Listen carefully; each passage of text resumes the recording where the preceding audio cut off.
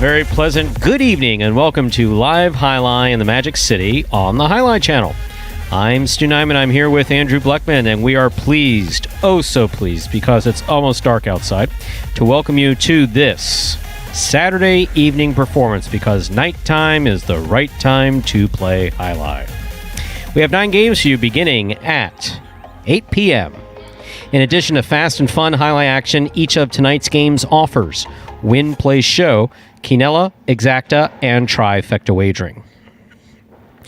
If any of these terms are new to you, you're new to pari-mutuels, new to Magic City, we will explain them throughout the course of tonight's performance. We also have 2 pick 3s. We have an early pick 3 and a late pick 3.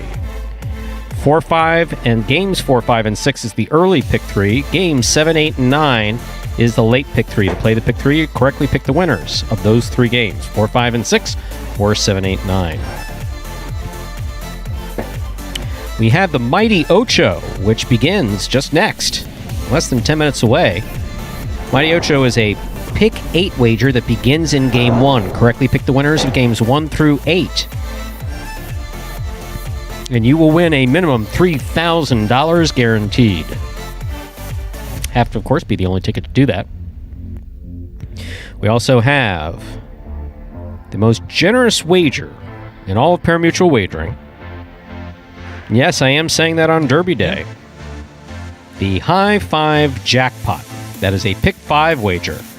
Correctly pick the winners of games 3, 4, 5, 6, and 7. That has a $2,000 guarantee. We call it generous because it's frequently hit at Magic City. People paying a lot of attention to that wager. Now, online wagering is available at watchandwager.com, or if you're in the state of Connecticut, mywinners.com. However, placing a bet is not necessary in order for you to enjoy all that we have in store for you tonight. That didn't sound very clear. I think I messed up the 4 in that sentence. Okay. We do not have any scratches in tonight's performance. Once again, tonight's performance is scratch-free. So with that in mind, Andrew, how are you? Doing well, Stu. Had some lasagna. Great lasagna. Cooked by one of our very own judges, Fire Chef. You enjoyed it as well? Very much so. It was excellent. That, very fresh salad. Yeah, the salad, good refreshing touch with the lasagna. I think Diaz will agree with that. It's a good compliment. We have to run everything by Diaz, actually, before we put it out in the public. See, I thought he was eavesdropping a little bit. Sometimes the guys... He's always listening. Mike is always listening. He's always listening. As long as he approves, he'll let it go. If he doesn't approve, he'll chime in. No, but all fueled up and ready for this evening performance. Should be in store for a pretty good one. We had 9 games. A little earlier, these are 9-game performances. Went pretty well, although... Douglas surprisingly didn't find the win column. That's something to look out for. But did play well. But that's the key. That's the key. We're starting to get to that point, which I think that's good. That obviously not good for Douglas, but it shows the progression of the roster when guys are taking him down. It shows Ben. You got Bueno won one of those games. Anderluck, Kubala. So all those guys are certainly stepping their game up, and that's great to see. Exactly how it should be. And as we said, 9 more games here. Looking at the standings on how the week has gone, surprising name in the lead for that Golden Cesta awarded to the guy with the most singles wins each week, and that is Ben. It's been Ron or Douglas, I think since about, week? Got to go back to the single-digit weeks. I think week number 10, when Bueno won, that was the last time we had someone not named Ron or Douglas, but looks like Ben could be in line for it. 9 wins this week. Next closest is Ron with 7, and then Douglas is lurking with 5, as well as Anderluck, who had a nice start to the week. He has 5 wins. Didn't get any in the matinee. Douglas winless in that matinee, so 2 guys certainly looking to get back on track here in this evening performance of Live Jai-Alai. And now with just 5 minutes until we get into that first game, and as we do before the first one of all of our performances, we got a video that will explain the scoring format for the first 8 games of this 9-game performance, and that, of course, is spectacular 7 scoring. Take a look. Spectacular 7 singles games are played with 8 players. Each player wears a different color jersey numbered 1 through 8 on the front. These numbers are traditionally referred to as post numbers. Post numbers are used to signify the order in which the athletes will play in a game. These numbers are also used for betting purposes. Don't be confused by the numbers on the back of our jerseys. Those are just for fun. Each game begins when the player in the post 1 red jersey serves to the player in the post 2 blue jersey. The served ball must land between the 4 and 7 lines marked on the court's side wall. If the ball lands between those lines, the serve is good and play continues until one of those 2 players wins that matchup. The player who loses the matchup exits the court and waits for his next turn at the end of the rotation. It's important to note that every game has 2 rounds. The first 7 matchups in a game make up round 1. Each matchup in round 1 is worth 1 point. Round 2 refers to all matchups that take place after the 7th and final matchup of round 1. The number of matchups in round 2 varies from game to game. And in round 2, each matchup is worth 2 points. The first player to earn 7 points wins the game. And game 1 is now just 4 minutes away. A couple more minutes to get those bets in on the Mighty Ocho. Again, that is a pick 8. In order to take all the jackpot in that Mighty Ocho, guaranteed at $3,000 in every performance. But to get all that money in the jackpot, correctly pick the winners of the first 8 games of this performance. If you get all those winners and you are the only ticket to do so, that is how you get the jackpot in that Ocho. Sorry, was Ben distracting you? Slightly. He was, yeah. A little bit. Yeah, he's sometimes the guys are screaming and it's hard to keep track of the number. A lot of numbers. That's why one of those rules up there is quiet in the cage when the game is playing. Obviously, as things get a little stressed back here, we don't always enforce those always rule. See? Hear this? Hear this in the background? This is why they put announcers' booths on the opposite side of the building. Like up at the front. Yeah. That would be in high school. High away and tucked away in the corner. Somewhere else. We doesn't have scaffolding in here. We can go up on the second level. We don't have to deal with that. In your 20s, scaffolding is okay. At 51, yeah. I've seen Happy Gilmore. That gives me PTSD. The whole tower comes. No, I'm not dealing with that. I don't want to get up there. 2 minutes ago to begin our first game. And here we go. 2 minutes. We get to start off with a. Let's go. What's bagels and locks time? Typically not for dinner though, so we'll see how that goes. More of a brunch.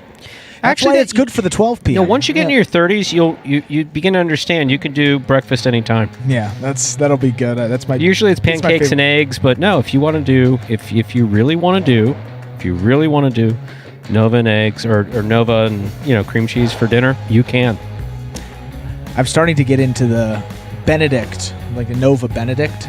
So eggs Benedict, yeah. So you get.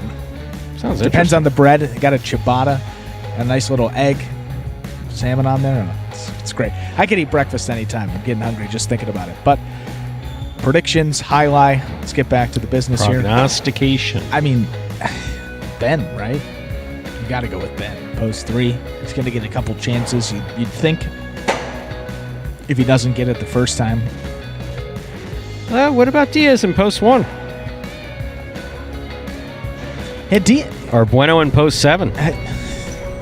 Jedden won one of these earlier games. Tennessee played well. I'm just bringing up some options. That's all. Bringing them up. No, that's reasonable. Look at Ben's numbers in this game. 39 appearances, 12 wins. Ah, yes. It's almost 1 out of every 3. That's excellent. Quick, math guy. There you go. Yeah, we're gonna stick. We're gonna stick with Ben. Let's stick with Ben. Post 3. Okay. We'll see how it goes here. And that'll take us to post time. Yeah.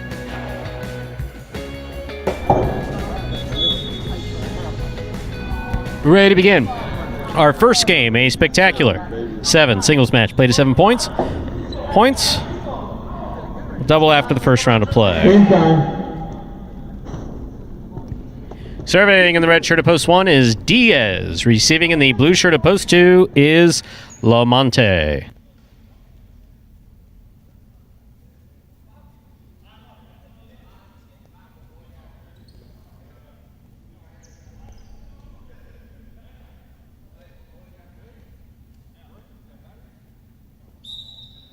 Actually, the ball doesn't make a noise like that, just for the record. Diaz serves. Our first game begins. Point one. First up on the board in tonight's first game. That'll bring to the court the white shirt at post 3. Here's Ben.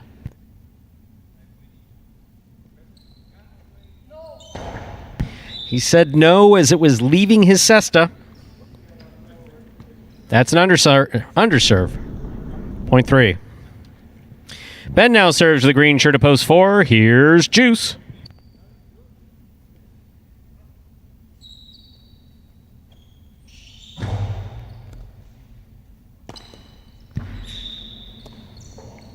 Point 3.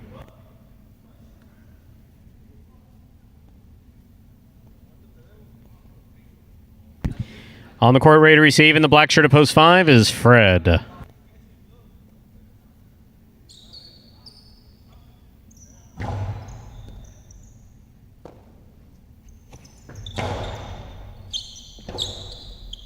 Bote left side by Ben.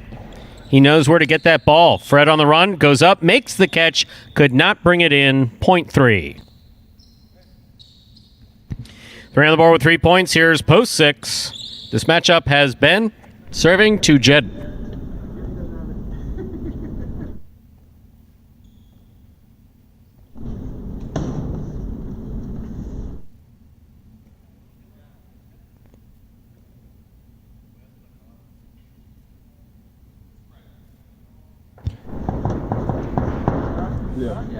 I don't think Ben likes the ball.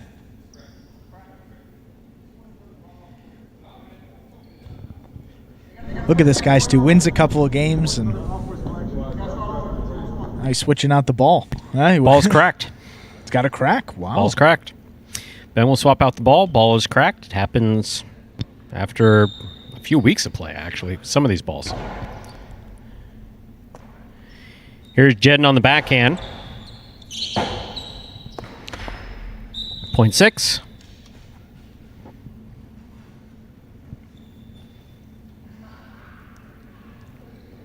Now bring to the court the pink shirt of post 7, worn by a Bueno.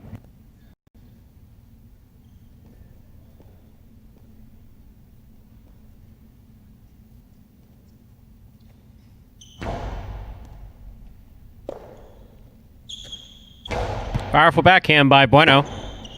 Rebote by Jedden.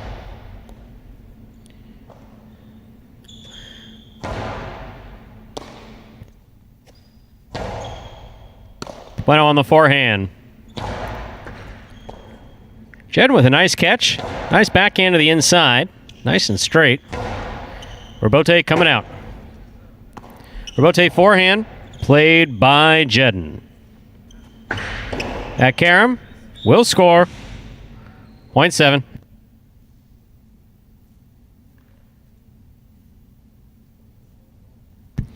Here now to complete the first round and receive, wearing the purple shirt of post 8, is Tennessee.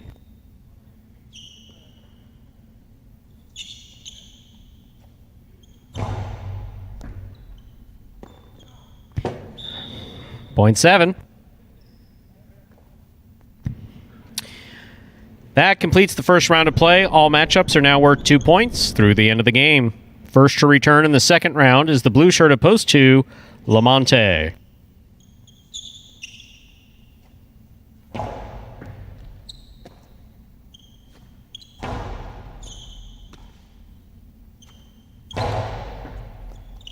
Scoop attempt missed on the left side, point 7.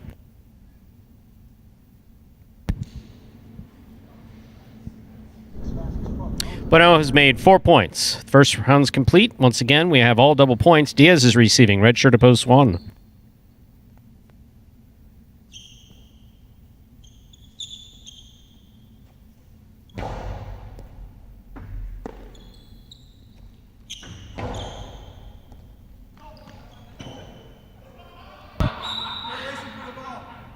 Yeah, that's interference. The point will be replayed.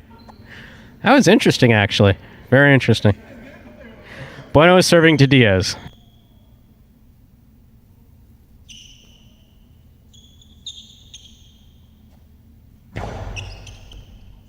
over serve. Ball's got to land between the 4 and 7 line. Point 1. Diaz has 3 points. Juice receives. Green shirt to post 4.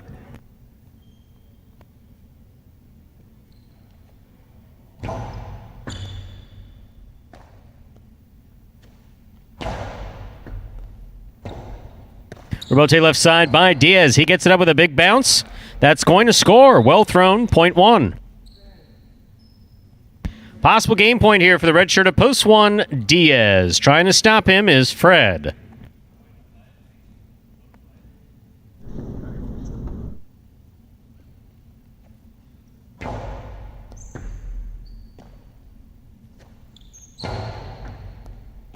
Good catch by Diaz on the left side. Nice backhand, stays to the inside, and it scores. That is point and game for the red shirt of post 1, Diaz. No playoff in our first game. 7 places, 3 shows. Unofficial order finish 1-7-3.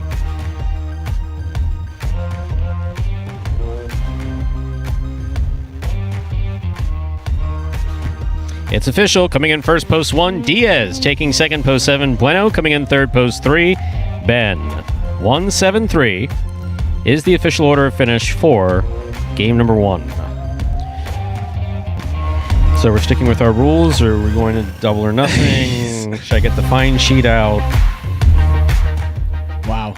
You may have to get the fine sheet out. That's tough. You can't walk away from you can't walk away from the prognostication action, can you? You see?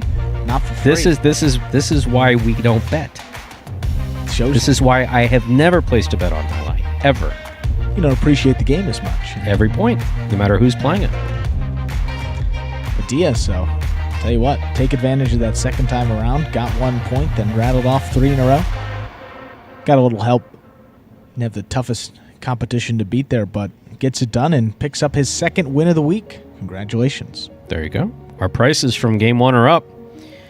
The $2 Quinella, 1-7. That's first and second in any order. $20.60. Trifecta,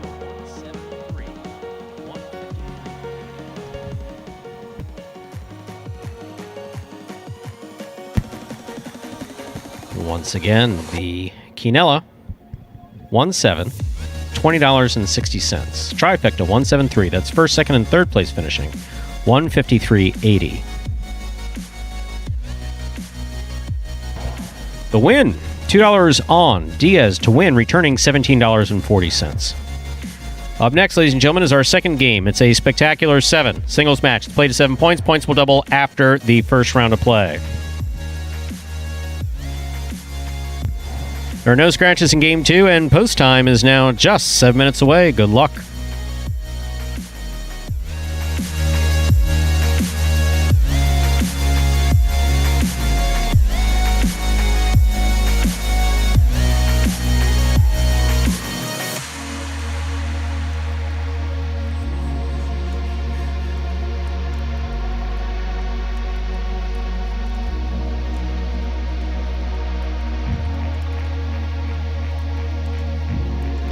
And we are now 5 minutes away from that second game. And for those new fans maybe here joining us for the first time, we got a video that will explain in simpler terms how the sport of Jai-Alai is played. The main rule of Jai-Alai is simple. Players must catch and return the ball in one fluid motion. Sounds easy enough, right? So how do you win? You can win a matchup simply if your opponent overserves, underserves, or serves the ball out of bounds. On the flip side, your opponent wins the matchup if the serve is so good that you fail to catch and return the ball to the front wall. If your opponent fails to catch the ball before it bounces twice on the ground, or if your opponent's cesta makes contact with the ball but doesn't catch it, then in both of those cases, you win the matchup. You can also win a matchup if the ball bounces around in your opponent's cesta during an attempted catch. This is called juggling, and it's illegal in Jai-Alai. Another way to win a matchup is if your opponent throws the ball and it lands out of bounds on its return from the wall. The overall game strategy for a Jai-Alai player is to make it difficult for an opponent to reach the ball in time or to execute a rebuttal play.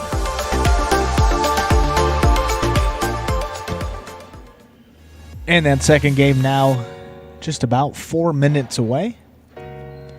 Got a couple more minutes to get those bets in for the high five, which starts before game number 3. Our next game there was hitting that matinee performance. Although, do we call it the matinee one on Saturday? It's still Mat 2. Technically, or is it afternoon? I call it, so in the computer, it's Mat 1 and Mat 2 in Eve. That's like the official. So that's okay. So, no, for me, it's the matinee, the afternoon, and the evening. I think that's... The matinee happens at 12, the afternoon happens at 4, and the evening happens at 8. I like that. It simplifies it. We talked about that I earlier. thought so. I thought so, but I was overruled. Wow. I was terribly overruled. It was terrible. They ganged up on me. They told me I didn't know what I was talking about. Next thing I knew, they said, it will be Mat 1 and Mat 2, and let's not hear anything else from you. I said, hey, that rhymes. You bring out the Dr. And then Seuss. they looked at me and they said, that's not funny. So I gave up. We have 3 minutes to go until we begin game number 2. So yeah, your ability to rhyme on these Saturday nights is better than those Thursday noon, Friday noon. I've been like that since I was a little kid. I don't know why. I've always functioned better at night. Just in anything. Just always just done better at night. Are you not a morning person?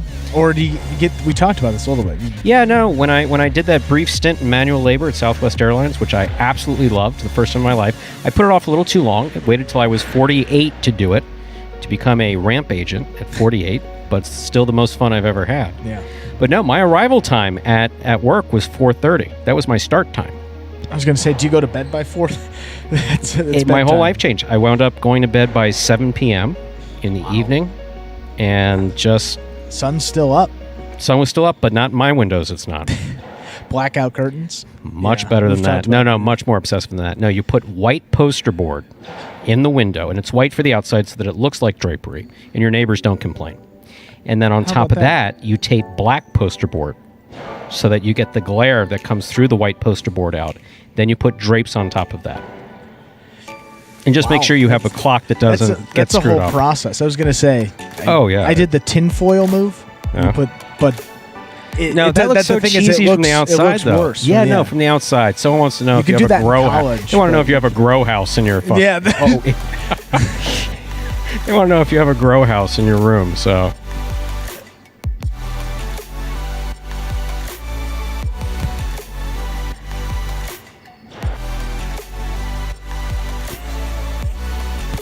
So you go with white poster board on the outside, you keep out all the light. Of course, my ex was always saying, not fond of living in a cave. Yeah. I was going to say, you got to do the 2 layers of poster board. That's if you want to do it right. Intricate process. Huh? It's okay. I mean, for the amount of sleep you get, it's worth it, I think. Yeah. Absolutely. No, but it's always been like that since I was a kid. Just never, I can wake up without a problem. I just not particularly happy in the morning. Usually gets better around midnight. Moving on to game number 2, a spectacular 7 singles match played to 7 points. Points will double after the first round of play. Serving in the red shirt at post 1 is Ben. Receiving in the blue at post 2 is Tennessee.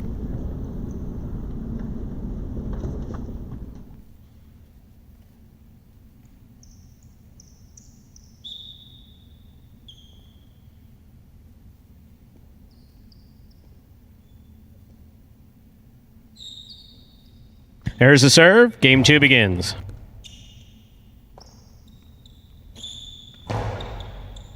Ben makes the catch at the 9 line. A hard throw from the forehand gets by Tennessee and scores. Point 1. Ben first up on the board in our second game. That brings to the court the white shirt at post 3, Diaz.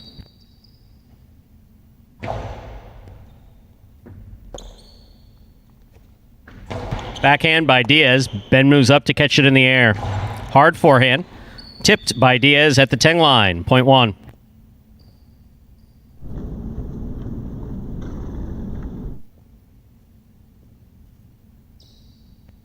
Receiving the green shirt at post 4, Jedin.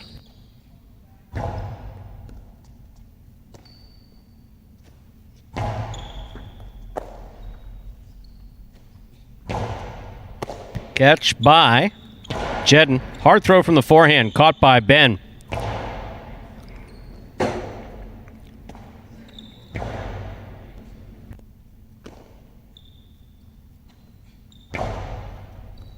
Catch by Jedden.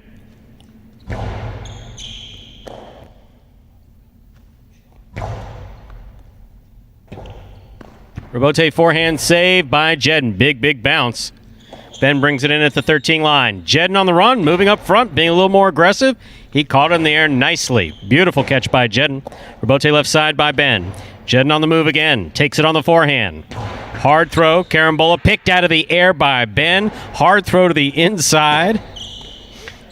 Long 2-all by Jedden. Here's Ben. Ben with the hard throw. Good pickup by Jedden on the left side. Catch by Ben.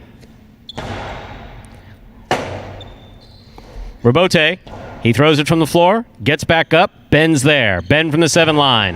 Hard throw, great catch by Jedden. Jedden clipped the sidewall, Ben caught it, stopped it, returns it from the forehand.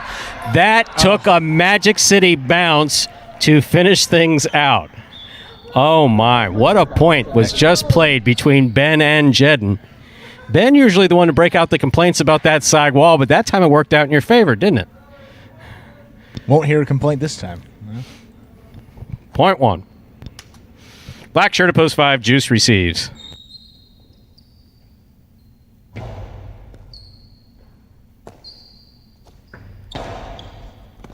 Ben missed the scoop. Point 5. Here's post 6, the yellow shirt, Bueno.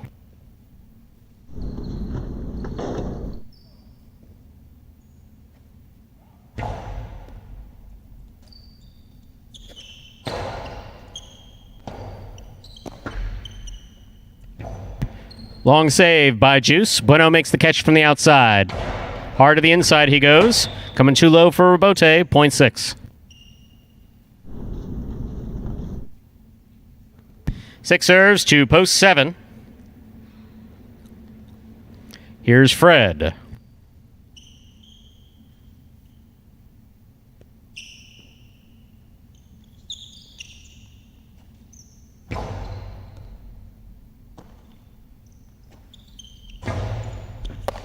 Great catch by Bueno. Hard backhand. Fred sets up for the Robote. Makes it from the left side. Enough to make it to the front wall. He makes the catch. Hard and low. Scooped. Missed. Point 6. Bueno has 2 points. Here now to complete the first round and receive, wearing the purple shirt at post 8, is Lamonte.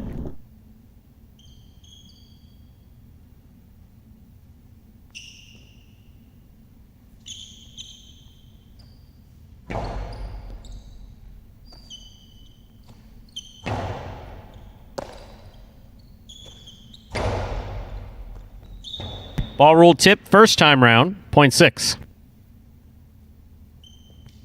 6 is on the board with 3 points. Bueno now serves to post 2, Tennessee. The completion of the first round of play leaves all matchups worth 2 points now through the end of the game.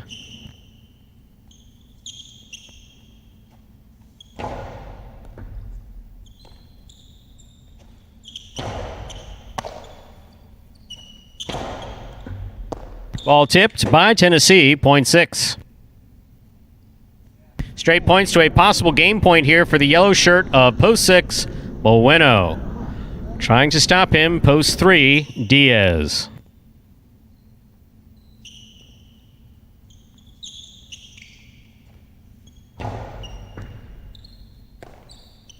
Diaz winds up. Gustavo to the inside. Oh, got him. Point 3.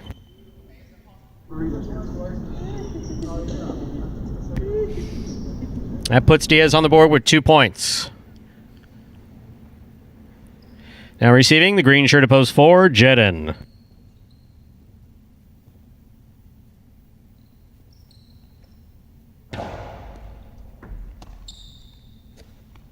Strong backhand throw by Jedden.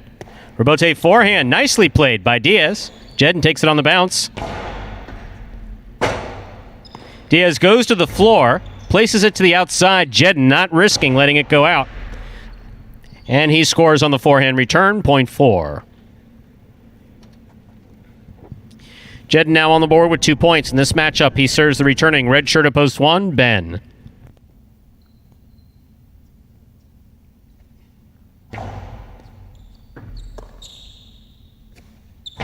Beautiful backhand by Ben. Rebote by Jedden. Catch by Ben. Ooh.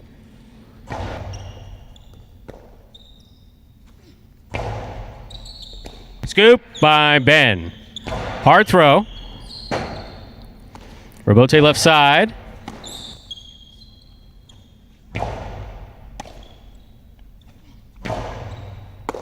Catch by Ben. Outside placement by Ben. Will score. That is perfect placement. Without any of that blocking. Very nice. Point one.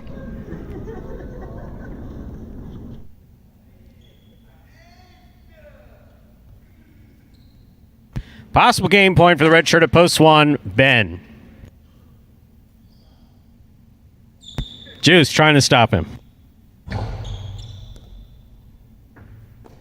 Juice takes it on the forehand at the 13 line. Ben's going to look for the rebote. Ben on the rebote to the inside. Juice on the run. Knocked it down. Point in game. Red shirt up post one. Ben. One wins it 6 places. 3 serves to 4. This is a playoff for 3rd place.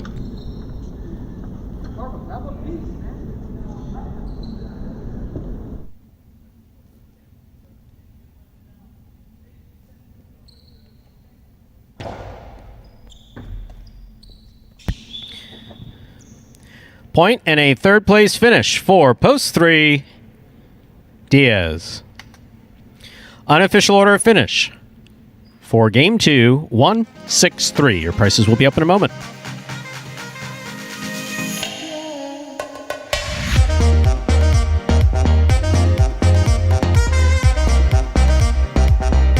It's official. Coming in first, post 1, Ben. Taking second, post 6, Bueno. Coming in third, post 3, Diaz. 1-6-3 is the official order of finish for game number 2. We'll have your prices up in just a moment. So that point between Jedden and Ben, fantastic. Awesome. See, Jedden clearly the better of the two up until about the last month. And now the hard work that Ben's done, this isn't taking anything away from Jedden. Jedden's worked very hard as well. But Ben has a certain rhythm behind him that is just absolutely paying off and on the court. It's showing in the results. Ben has been playing terrific. So, for Jedden, it's as much of a mind dominance game as anything else. So I think in Jedden's mind, and I could be wrong with this, but I do think that in Jedden's mind, anyone else who began year 1, that's his competition. Exactly. That's who he sees. He's not going. He recognizes that Douglas has something special. He recognizes that Kubala has 15 years of experience, and et cetera, et cetera, et cetera. And where some of the other guys are concerned. But no, someone to start off where he did, he can't tolerate that. Yeah. Another UM guy, another football guy, very similar background. So I think that's a rivalry that you're going to see, a loving rivalry. But if Jedden starts getting agitated about that and starts spewing stuff, verbally and whatever it is, Diaz would be the one to come around saying, Andy's left-handed. Diaz known for stirring the pot back here every now and then. Yes, of course. Yes, he is. That's right. We do get a little looser in the highlight and the commentary at Saturday nights. It's the After Dark highlight After Dark. How about that? Okie dokie. Your prices from game 2 are up. $2 Quinella. That's first and second, any order. 1-6. $13.20, meaning that pretty much everybody placing Quinella bet is cashing a ticket, which we like to see. Trifecta 1-6-3. That's first, second, and third place finishing. 103.20.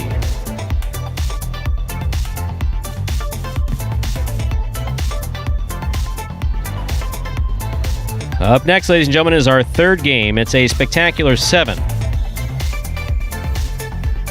Singles match. It's played to 7 points. Points double after the first round of play. Game 3 also begins the High Five, the most generous wager in all of parimutuel wagering right here at Magic City Jai-Alai.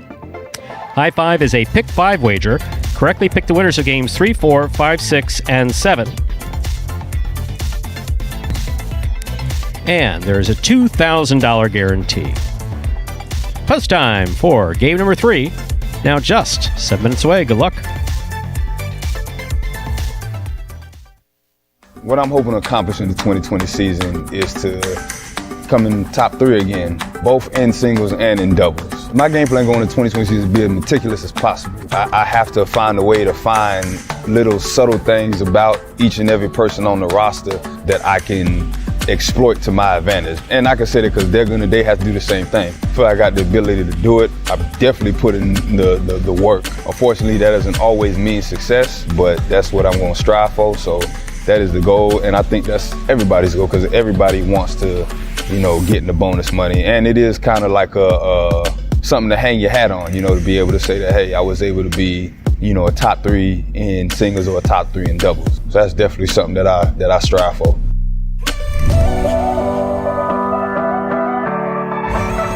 Then serve takes a high bounce, and what gathers at about the 10 line. Fires this one that's going to go deep into the corner.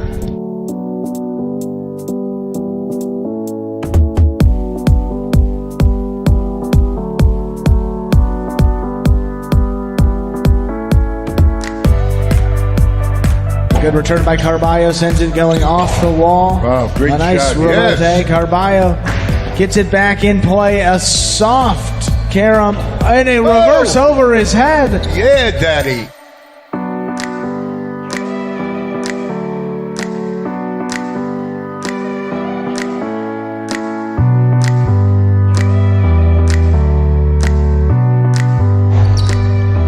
Catch by Ben midcourt.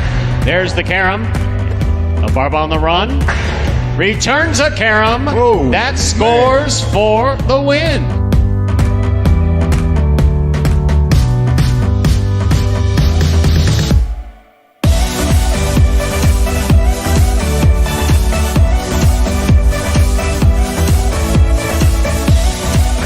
Ben rips a 2-all off the serve that scores. What a shot, .7.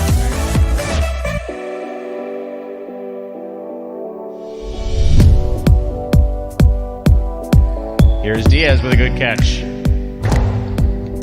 Tennessee grabs it. Hard reverse to the outside. Diaz from his knees.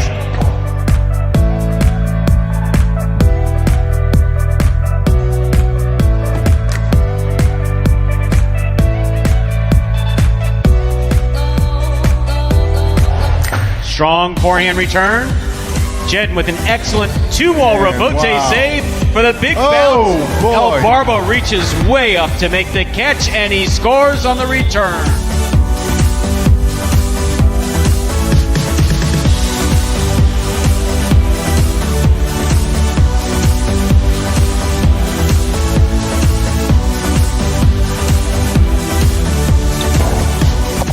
Catch by Carballo. Hard reverse rebote is coming out. Jedden calls for the rebote. Outside placement of nice the Gustavo rebote.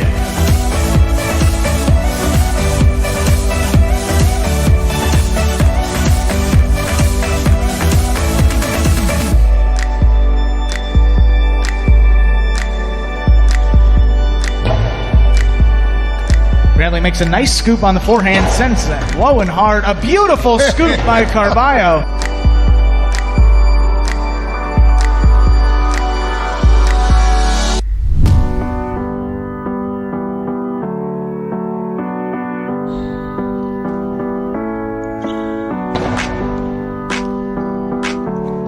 Outside placement thrown by Anderlock.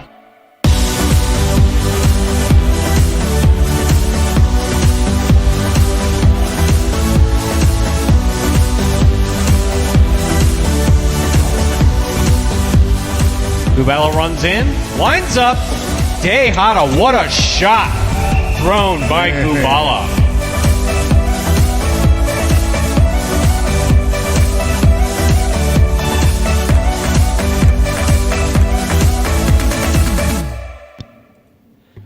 And folks, those were the top 10 plays from July of 2019, last season here at Magic City Jai-Alai. That's over a year ago. Well over a year now. Year and a couple of months. We'll say the play, indicative of the way Ben's playing, has certainly improved from that point tremendously. We are now less than a minute away from the start of game number 3. See, almost 1,400 in that high 5 pool. You just have a minute left. You want to get those last-minute wagers in. That's a pick 5 if you get the winners of games 3 through 7 correct, and you are the only ticket with that combination. you're going to get $2,000. See, now if it becomes entirely self-funding, I'm not going to be able to refer to it as the most generous wager in all of fair mutual wagering anymore. I think we'd like to see that. We'll see if anybody can hit it. Good luck to everyone that played. Game 3, starting right now.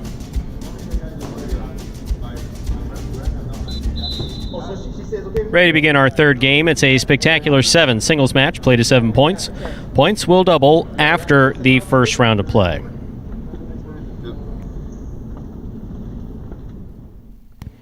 Serving in the red shirt of Post 1 is Tennessee. Our first matchup has Tennessee serving to Diaz in the blue of Post 2.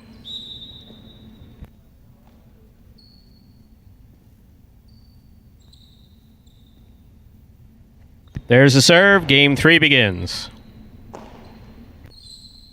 Diaz takes it on the forehand, throws it back from the forehand, deep in the backcourt. Long, soft carom, will bounce twice before caught. That is his patented shot. Point 2. Diaz first up on the board in our third game. Here's the white shirt of Post 3, Juice.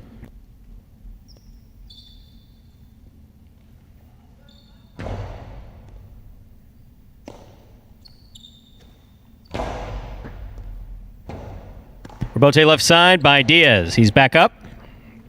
Juice makes the catch at the 11 line. Catch by Diaz. He winds up, throws it to all, a little wide. Point 3.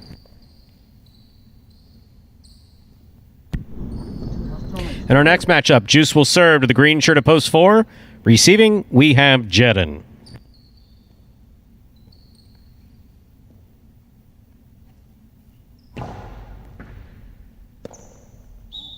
In and out of the cest of the ball went. Point 3.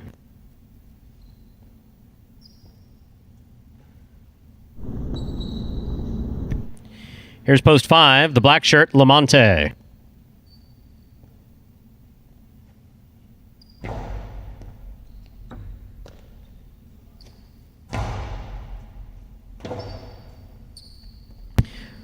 Powerful throw by Lamonte will score. Point 5. Yellow shirt at Post 6, Ben receives.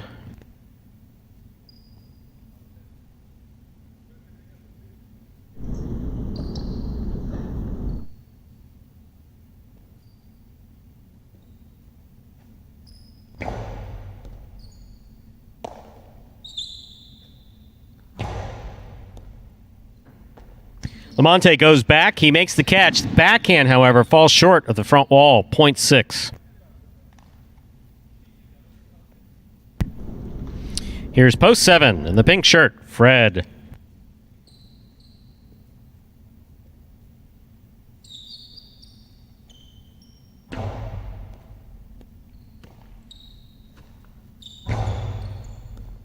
Ben moves up, makes the catch. Picada, big bounce, will score 4. Ben, point 6.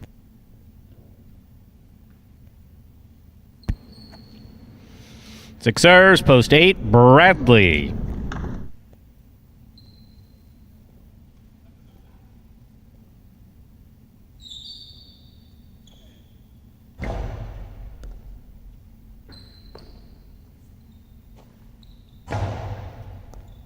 Catch by Ben.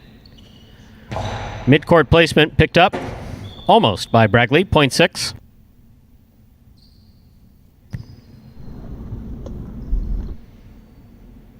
Ben has 3 points. He serves the returning red shirt at Post 1. Tennessee, all matchups rather, are double.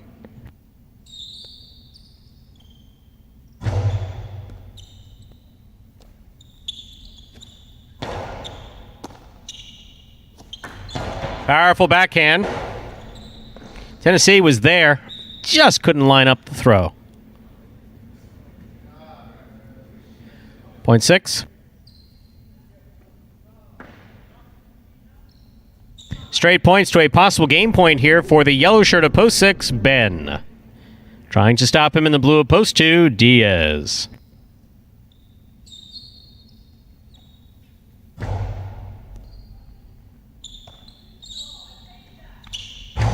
Powerful forehand, missed hit the top rail. That's out of play. Point and a perfect game to the yellow shirt of post 6, Ben. 6 wins it, 3 places, 5 serves to 2. This is a playoff for 3rd place.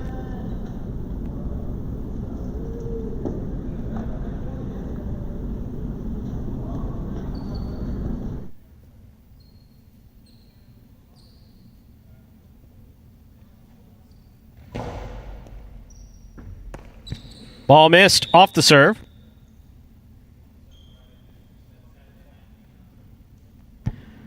Point and a 3rd place finish for post 5, Lamonte. Unofficial order finish 6-3-5.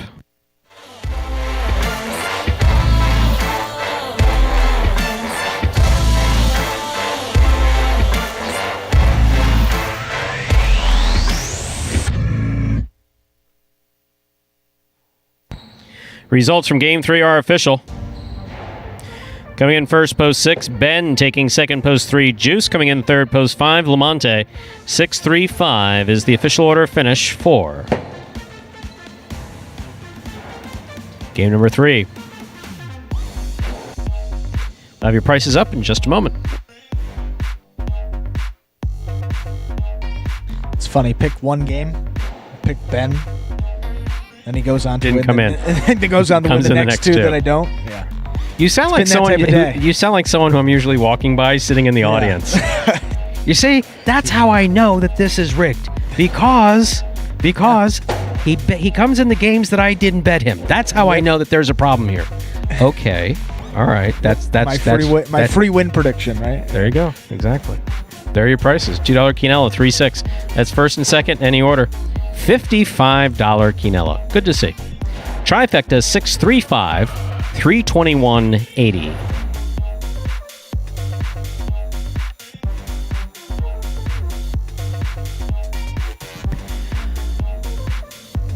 First number in tonight's high five, the number 6. Up next, ladies and gentlemen, game number 4. It's a spectacular 7 singles match. It's played at 7 points. Points will double after the first round of play.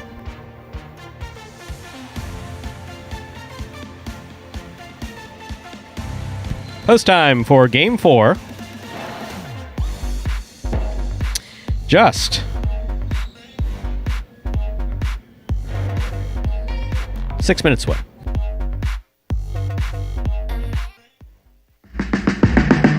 Remind me of Hustle City, man. Everybody got more than one gig. I sell ice cream, I sell a CD. I have a security company, a beauty salon. I've been doing music for a very long time. I'm not your neighborhood Uber driver. I do luxury. And then I have another job. I play highlights.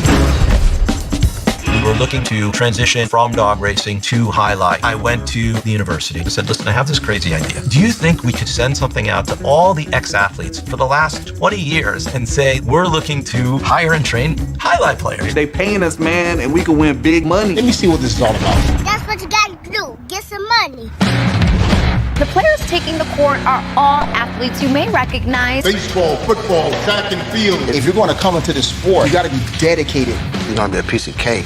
We knew going in, they're not going to be great the first day. It'll be like the Jamaicans with the bobsled team. Game time now, man. This is going to be the first time that my kids will be able to sit in the audience and root for their father. Who wants it more? This is a sacrifice I think is going to pay off in the end. This is a dream for me. I got to win. Can't get drama better than this. Highlight became the new hustle. Let's get ready to play.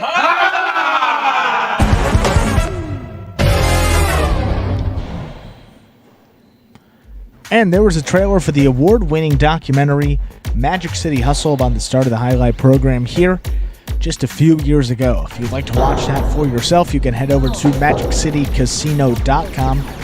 Under the highlight tab, the first button you'll see there says Magic City Hustle. You can click on that. It'll take you directly to the website, or you can type in MagicCityHustle.com directly into your browser. Either way you do it, takes you to the same main page where you can make a purchase of that film for $5, and from there you can enjoy it as many times as you like. And this fourth game, now just 4 minutes away, marks the start of that early pick 3. Emphasis on the early, because there, of course, are now 2 pick 3s if you're just joining us here for the first time in this 18th week of the season, added a new pick 3, up the guarantee in the Mighty Ocho to $3,000. A bunch of new wagering enhancements to the wagers. Absolutely. Enhanced wagering opportunities, and up that Ocho. And talking about some of our players who are out, we have a number of players who've been out of the program. Fortunately, we do have no scratches, so we're very pleased about that. But we do have Legend that's out with a wrist injury. He'll be gone probably about 2 weeks. Some other players were waiting for some results to come back in. Make sure they're healthy to play. Some of those faces you haven't seen now in a couple weeks. Yeah. Everybody is otherwise well, though. Bragley's back from taking 2 days off with some knee issues. That's an ongoing thing. I imagine we'll hear that from time to time. That's also why you won't see him in quite so many games. Yeah, got to limit the schedule. I think last Absolutely. week he played in a bunch of games, played really well. But for him, at this stage, playing so many games with the knee problems and the concrete and the, stopping, starting, we've talked about it at length here. It's tough on the body. It's particularly tough on the knees. So yeah, we want to make sure that he stays healthy and as pain-free as possible. No in the money finishes for Bradley yet, but playing out of post 4 here. He's also got game 5 out of post 2, so can imagine he'll make some noise at some point this week. Always one of the most exciting players on the roster, just in terms of his athletic ability and the plays he makes. It just seems to stick in his cesta sometimes, that ball. Call him Spider-Man. That's some of the fans. And El Barba, of course. El Barba just taking a couple days off. El Barba will be back in the program next Thursday. Yes.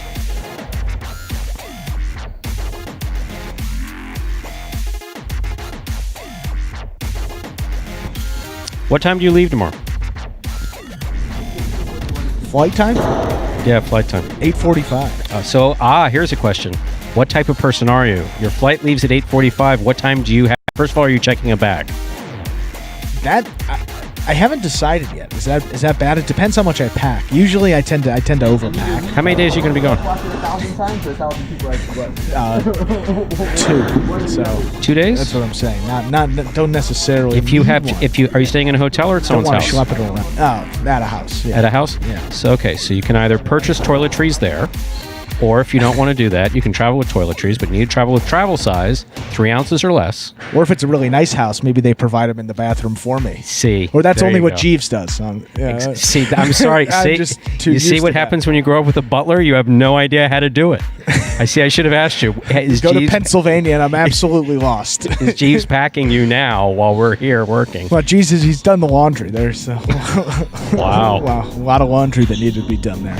Wow, that's the new economy where the butler has to do the laundry. That's typically beneath their pay grade, but must be nice. Okay, let's begin game number 4. All right, game time. It's a spectacular 7 singles match. Played to 7 points. Points double after the first round of play. Let's not lose that thought, because when we do come back after this game, I do want to know what time you intend to get to the airport. Yes. We didn't finish. That tells you everything you need to know about a person. How long they get there before their flight. Very true. Serving in the red shirt at post 1 is Bueno. Receiving the blue at post 2 is Kubala. Game 4 begins. The early pick 3.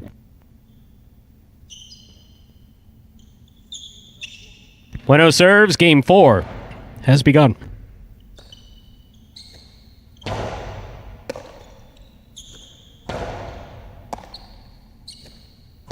Powerful backhand by Kubala. Rebote forehand by Bueno. Kubala's there. Rebote by Bueno. Kubala with a tip ball at the 8 line, point 1. 1 first up on the board in the 4th game. Here's the white shirt of post 3. This matchup has Bueno serving to Anderluck.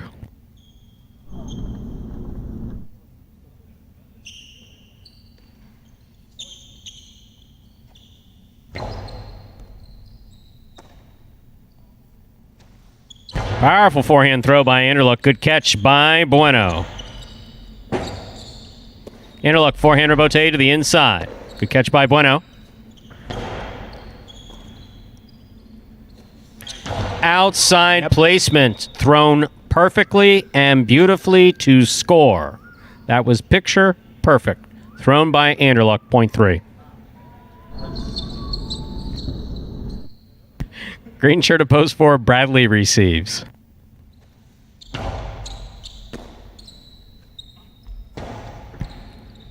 Catch by Anderluck. Backhand comes in low, scooped up by Bradley.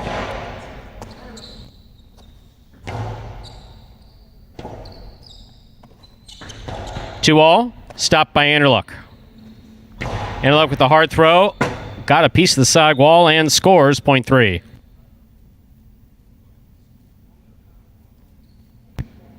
Black shirt at post 5, Ben receives.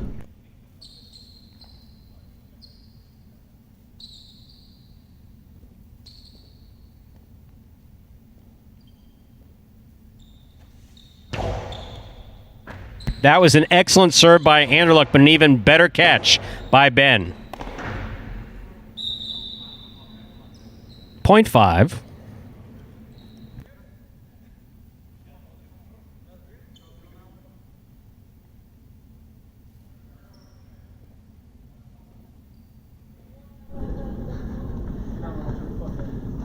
Here's post 6, Tennessee.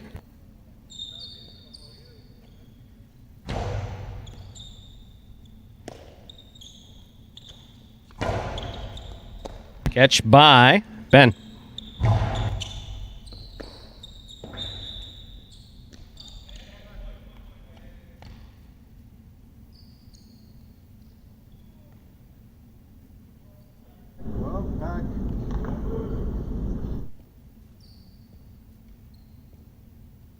Point 5.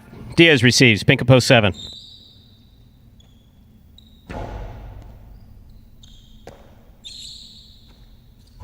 Nice throw from the forehand of Diaz. Good catch by Ben.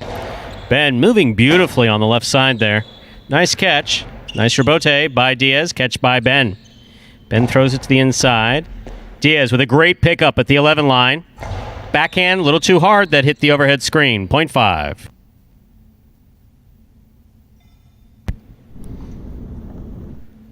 Five on the board with 3 points. Here's post 8. To complete the first round of play, we have Jedden.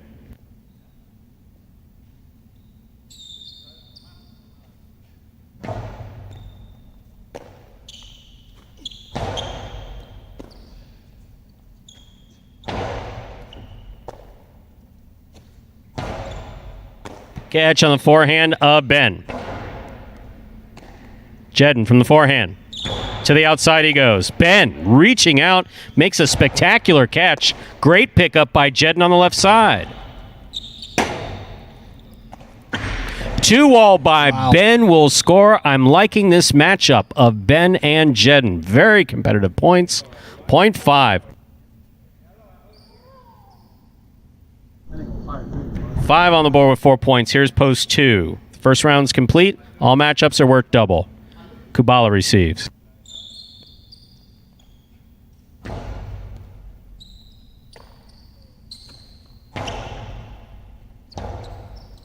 Rebote by Ben. Another 2-all. Oh, just enough bounce to score. Point 5. Possible game point here for the black shirt at post 5. Ben. Trying to stop him, post 1, Bueno.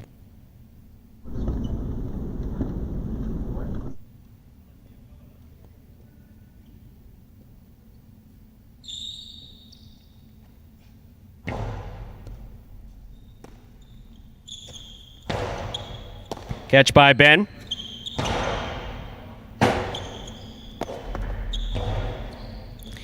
Ben from the 8 line. Bueno on the left side. Ben makes the rebote from the left side. Bueno catches it in the air. Catch by Ben. Backhand to the inside. Catch by Bueno. He sets. He returns it. Caught by Ben. Ben goes hard to the inside from the right side. Bueno's there. Excellent catch by Ben. Hard throw. Scoop attempt missed. Forehand rebote is made by Bueno. Ben from the 9 line. Hard throw to the inside. Picked up on the forehand of Bueno. Karam does not open up. It's in the middle of the court. Ben has it. Catch by Bueno. And the backhand to the pad. Wow. Point and game to the black shirt of post 5. A well-earned game goes to Ben. 3 places, 1 shows. Unofficial order finish, 5-3-1.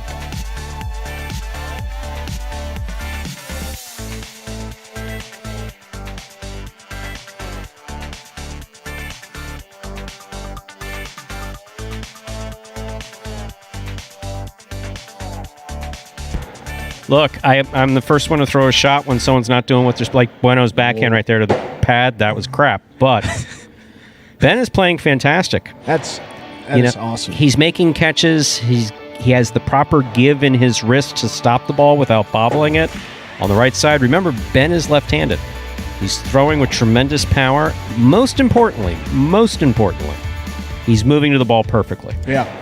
He's see him always try to take it in the air, and absolutely. He's very cognizant of that point. I think he was a little too worried about it, cost him a point in the matinee, and now, when he's got to play the Robote's pretty good, but taking it in the air, making some great catches, and it's absolutely awesome to see that.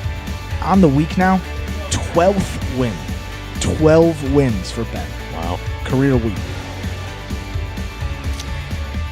So it's official. 5-3-1, the official order finish for Game 4. There are your Game 4 prices. The $2 Quinella 3-5, that's first and second in any order, $34.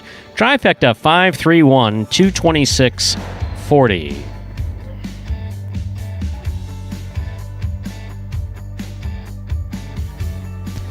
Up next, ladies and gentlemen, is our 5th game. It's a spectacular 7 singles match. It's played to 7 points. Points will double after the first round of play. Some of our feature game players making their first appearances of the evening in Game 5. Game 5 provides the second number for the early pick 3. And if you missed wagering on the early pick 3, we have another pick 3 coming up in Game 7. Game 7, 8, and 9 are the late pick 3. Game 5 up next and is just 7 minutes away. Good luck.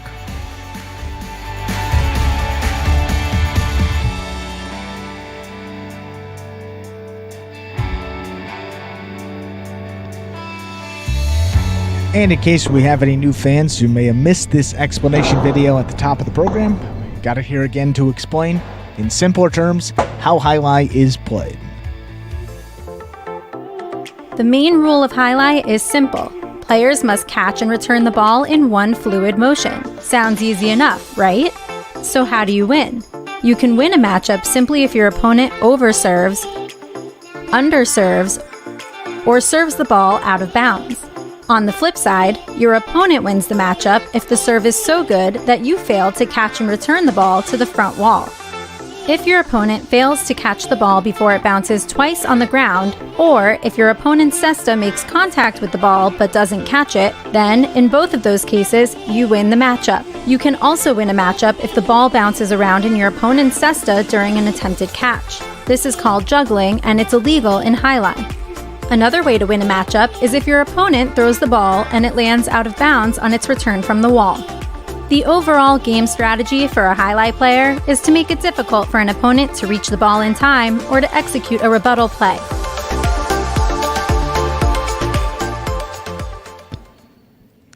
And so going back to Ben here now, 6 games outside of that third place spot in the singles championship standings there. Bueno at 62. Ben 56 wins on the year now. A lot of them coming here in this week. And the guy that started with us year 1, playing the way he is, we'll see how he does in these feature games against a lot of guys that, playing against Douglas. Obviously, the talent he has. Some guys with experience in Kubala, Ikeda, and Ron. So he stacked up against some pretty good competition, has been competing really well all week, and see if he can continue it here. Well, he's not playing in Game 5. He's got Game 6. He's got Game 8. What the public really wants to know is how far before the flight we're back does Andrew get to the airport?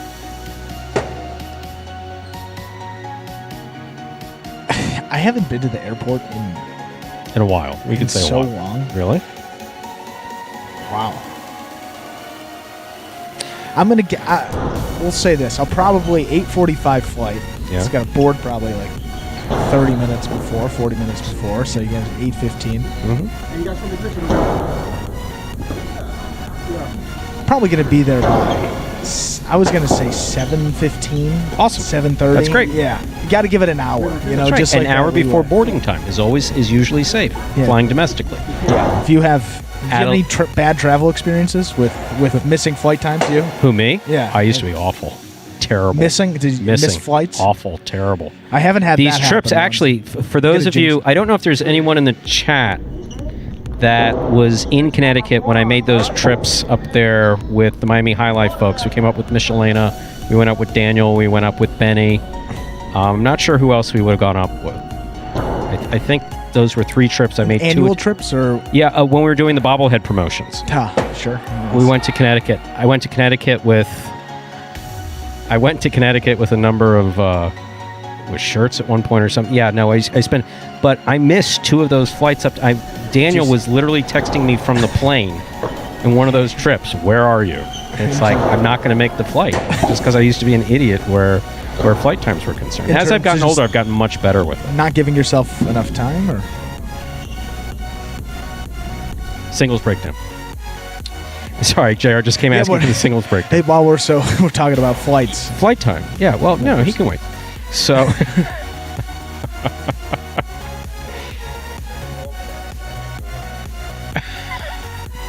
JR is taking a picture of the singles updates for the singles players. standings. No, go ahead. Players want to know where they stand, and rightfully so. Especially, no one asks when they're not winning a lot of games. All of a sudden, when they're winning more games, it's where am I in relation to so and so? Where's so and so? Don't want to. Because look, 15,000, 10,000, 5,000 at the end of the year. So that's going in November. That's only 2 months away. Guess who 2.5 requested the standings? I'm going to guess. I admit it. I tried to cheat. I looked in the. I can't see. Is that Bueno or is that Ben? Bueno. Ben. Bueno. That's Bueno. Yeah. Interestingly, Bueno there, who is in third place in that lead. Ben's been chipping away at it, so getting a little nervous in that third place spot. Ben right on his heels. It's going to be real interesting as we go into November. No, so long as you get to the airport an hour beforehand, add an additional 15 minutes if you're checking a bag. Simple enough. Yeah, you're usually going to be okay. I guess maybe my parents will chime in if I don't think I've ever missed a flight. One time I remember running through Heathrow in London. One time I've been abroad with my mom and my brother, running through that airport to make my flight. That's the only time it's really ever been. Jeeves didn't clear the path before you. Yeah. I'm sorry, Mr. Bleckman must make this flight. It cannot leave until they're here. I was like 6, yeah. Okay. Jeeves wasn't around, yeah. Got it.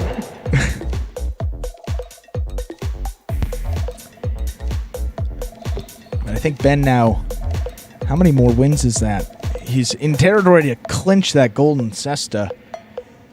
But we're starting these feature games, so we'll give you a better look at that after the performance. And believe you here me, Douglas is very aware that he did not win a game in the matinee. Very aware. Okie dokie, let's begin our 5th game. It's a spectacular 7 singles match. It's played to 7 points. Points will double after the first round of play. Serving in the red shirt of post 1 is Ikeda. Our first matchup has Ikeda serving to Bragley wearing the blue of post 2.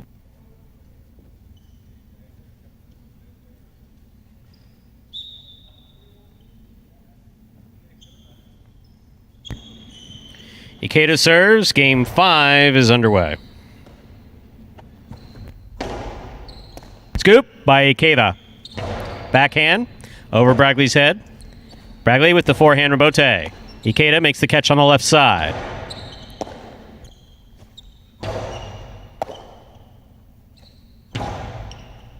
Scoop attempt miss. Rebote right above Ikeda's head. Point 1.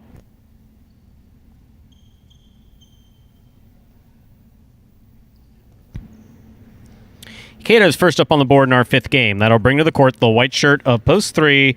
Here's Bueno.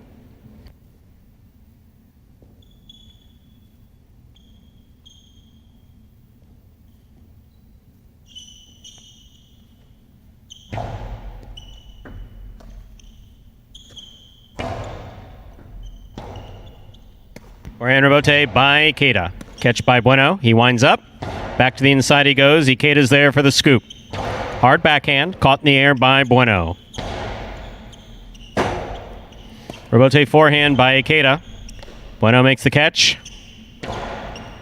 Catch by Ikeda. Nice backhand. That forehand got away from Bueno. Hit the overhead screen. Point 1.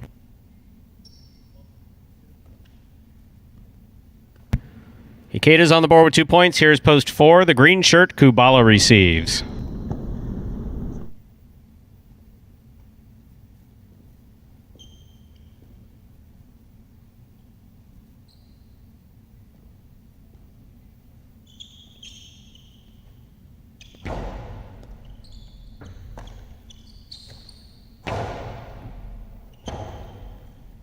Rebote forehand by Ikeda. Rebote forehand by Kubala. Ikeda from the 8 line. Faked it outside, went back to the inside. Kubala got there, made the catch, returned it from the backhand. Ikeda putting it over Kubala's head. Kubala forehand rebote. Falls just short, point 1.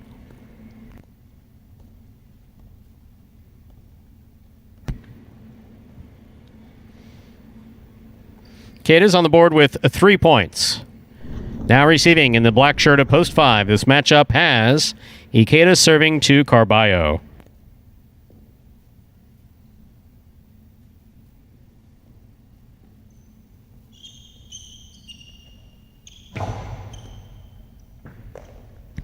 Carballo from the backhand. Nice smooth backhand back to the inside. Rebote forehand by Ikeda. Catch by Carballo. Hard throw by Carballo. Will score. Point 5.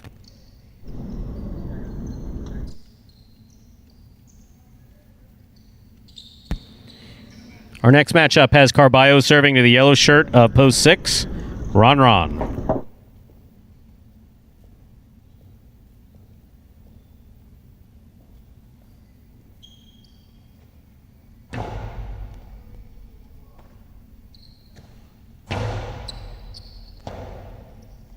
Rebote forehand. Played beautifully by Carballo. Ron missed the rebote at the 8 line. Point 5. 5 now serves to the pink shirt of post 7, worn by Douglas.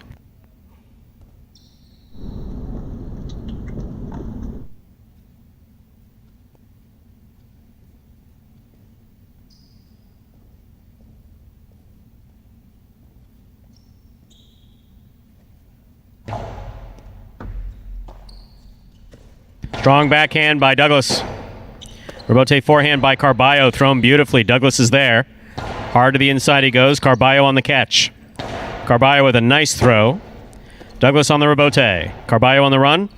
Passes on the rebote.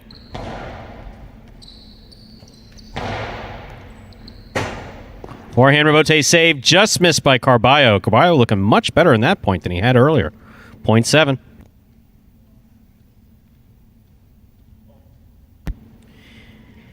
Here now to complete the first round and receive, wearing the purple shirt of post 8, Jedin.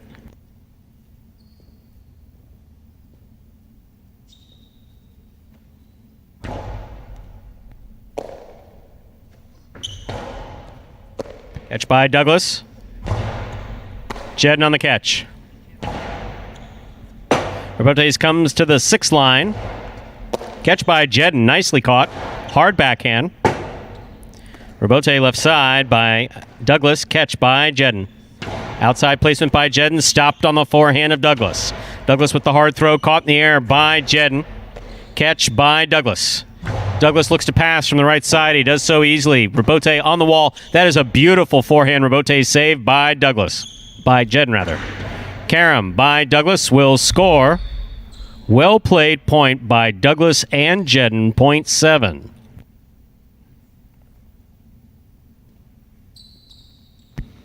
The first round is complete. All matchups are worth 2 points now through the end of the game. Bradley returns. Blue of post 2.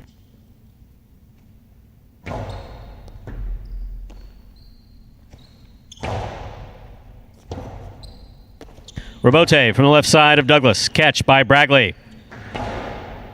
Douglas catches it in the air. There's the backhand. Robote by Bradley. Catch by Douglas. Powerful backhand. Robote left side by Bradley. Catch by Douglas. Hard throw by Douglas. Going to score, 0.7. 7 is on the board with 4 points. Here's post 3. In this matchup, Douglas will serve to Bueno.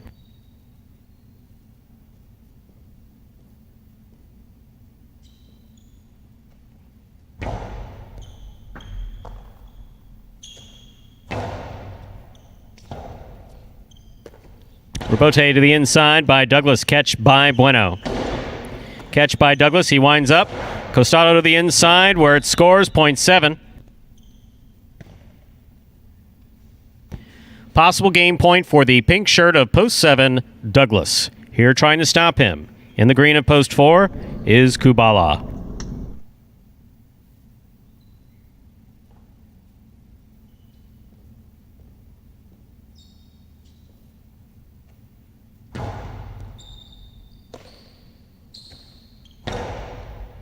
Excellent catch by Douglas. Powerful, powerful, powerful backhand. Kubala saves the Robote to the inside. Douglas on the run makes a great catch. Right back to the inside it goes. Forehand Robote by Kubala. Tough play. Catch by Douglas. Douglas to the inside. Kubala's there. Kubala sends it back. Robote left side by Douglas. He makes the save. Here's Kubala from the left side. Winds up, puts it inside. Douglas on the Robote. Catch by Kubala. Douglas for the Robote again. Hard to the inside. Scoop attempt missed. Point. And a perfect game. Hard fought perfect game for the pink shirt of post 7, Douglas. No playoff here. 1 places, 5 shows. Unofficial order finish 7-1-5.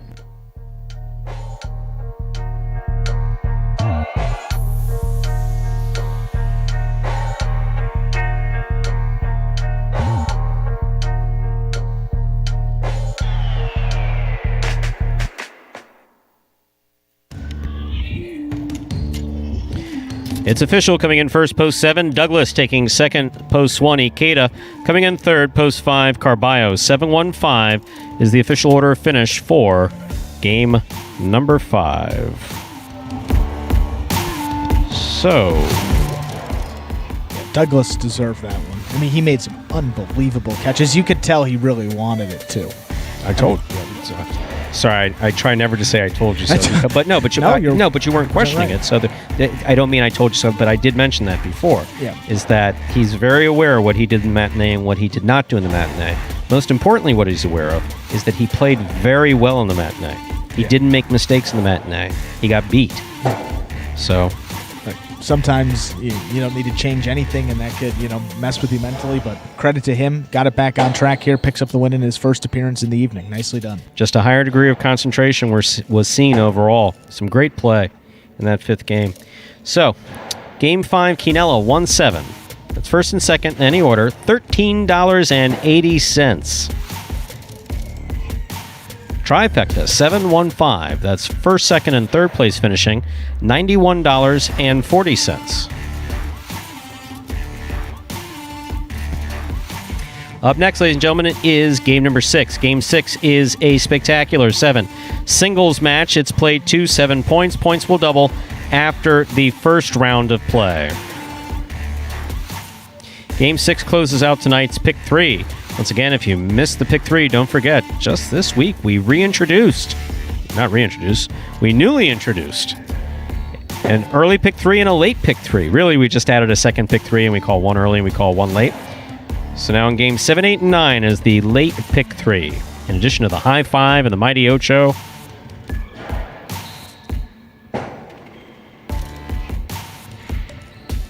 Game 6 up next. Spectacular 7 scoring. Post time for Game 6. Just 7 minutes away. Being the overall champ in the rookie season was great. I put in hours and hours of hard work in the offseason practicing, and just to show that it paid off in the end was really great. My goal for the 2020 season is to stay healthy, play to the best I can, but definitely I would love to repeat winning singles and doubles again this year. Like I said, I think it's going to be a lot harder, but it's definitely a push that I want. And I'm happy that everybody's getting better, and it's going to be harder for me because it pushes me to be better, and that's what I want ultimately. I would love to be the champ again this year. I am definitely going to try my best. Like I said, the competition is getting better every day, and so I'm going to push to be the best again. But we'll see. It's going to be a long 7-month season, and I'll hope to repeat what I did again. You're a sportsman, aren't you? Sort of. You like Jai-Alai? I like the way it's spelled. Me too. Yeah, with a J. How'd that get in there? I can handle your workload without any help. Andy Glam, former J. Crew employee.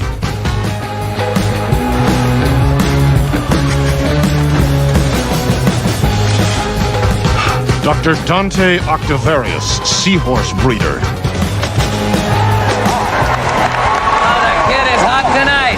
He better be. I got him wheeled in the trifecta. Chunk Dunkirk, incontinent Jai-Alai instructor. Incontinent Jai-Alai instructor? Incontinent Jai-Alai instructor. All right, I'm calling it. I'm trying out a new persona. I'm club owner and Jai-Alai enthusiast, Barry Mexico. What a fun and lazy character name. Was it your first thought? You know it. Barry Mexico gets down to business. And game 6. Now just 3 minutes away. You see those wheel pays for the early pick 3.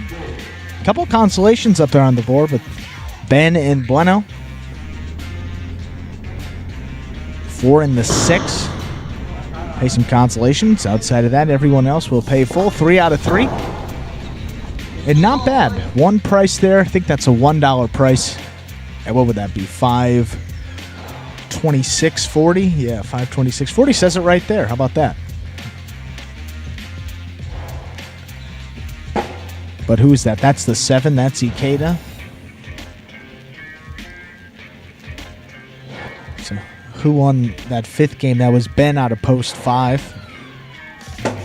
Yeah, that'll be interesting to see how that high 5 goes with game 4 because, I mean, you got Bueno up there post 1, Kubala post 2, Anderluck post 3. So as well as Ben has been playing, that 4th game was awfully interesting. Post 5, a difficult post position. Ben picking up the win, so maybe that's why you see a couple consolations up there on the board. Look, as we get into Saturday night, everybody's loose. Now it's a question of whether or not they're focusing. Now, someone who's focusing much better, Carballo. Yes. Carballo is coming around. Now, it's not reflected in win places and shows yet, but it is reflected on the court. There are 2 balls that he would have normally gone for where he just swings his arm out, and if he catches it, he catches it. Those wild scoops that are very pretty, but are meaningless. I mean, they're completely meaningless, especially if you miss it or if you don't have control. So he passed on those and went for the rebote, which he has a very good rebote. So Carballo has definitely come around. Whether or not he's come around enough to get up onto the board as well as everybody else is playing, that I don't know. Well, that's the thing in these later games. I mean, you know Douglas is going to get his wins. You know Ron's going to get his every week. Ikeda's going to get a win. Yeah, but going to get their wins. Couple. But remember, not necessarily over the course of a performance, as we saw in the matinee. Yeah, we saw that sometimes. And that's good to see. You know, just shows how much these other guys have improved. But Douglas getting beat at probably one of the biggest rates we've seen this season. Yes. And played well. I mean, he was in a lot of earlier post positions, won a lot of points, but right. Tends to be in the later post, so he wins a couple and then gets the double points, and it's over, a little quicker. But in the earlier post, you got to win, 6, 7, 8, 6, 7 I can tell them 100 times. Tough. Look, clear your mind, concentrate. Clear your mind, concentrate. Whatever's in your mind, clear it between points, clear it between games, whatever you have to do. But unless they're able to do it entirely on their own without being reminded. And that's what we're seeing with Douglas right now. Douglas was actually pretty well concentrated. He said he was in a good mood, felt pretty well, a little sore, but typical highlight soreness. Yeah. So we're talking about soft tissue soreness, basically in your arm, your shoulder, your back, your legs. But overall played well, but didn't get up onto the board. He was very unhappy with how he played. Yeah. Sorry, with the results of how he played, not with how he played, because he played well. So everybody else has turned it up. Now we just saw him turn it up in the last game. We'll see if he turns it up again in this game. This is our 6th game. It's a spectacular 7. Singles match, played to 7 points. Points doubling after the first round of play. Kubala serves in the red shirt of post 1. Our first matchup has Kubala serving to Douglas wearing the blue of post 2. Game 6 closes the pick 3. Early pick 3. Kubala serves. There's the serve. We begin. Ball off the tip of Kubala Sesta, point 2.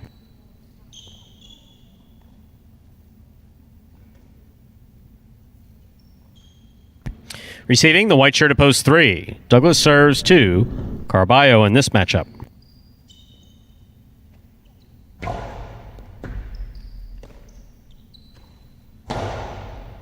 Catch by Douglas at the side wall. Beautifully caught. Robote comes short to the 9 line. Carballo makes the save. That took a funny bounce off the side wall. Carom by Douglas. Lands in.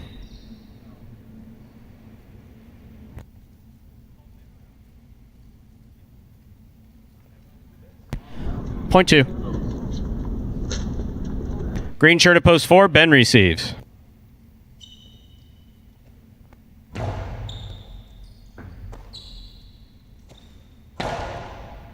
Catch by Douglas. There's the backhand. Ben jumping up and making a great catch. Scoop by Douglas. Powerful backhand. Here's Ben on the backside, Robote. 2-all, off the court. Point 2.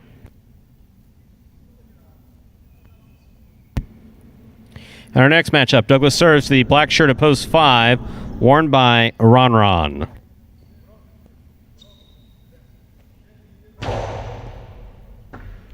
That died coming out of the service box.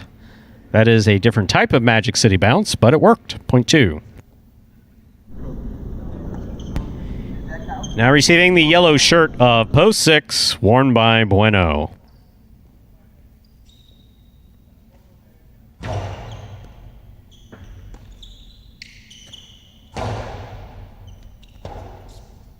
Robote forehand, clears the overhead screen. Bueno steps in at the 8 line. There's the carom. Douglas catches it on the forehand. Carambola return, scores. Point 2.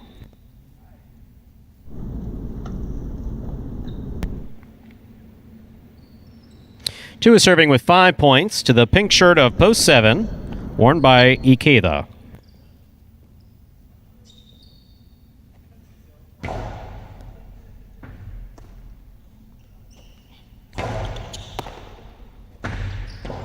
Soft touch on the 2-all. Scores. Point 2.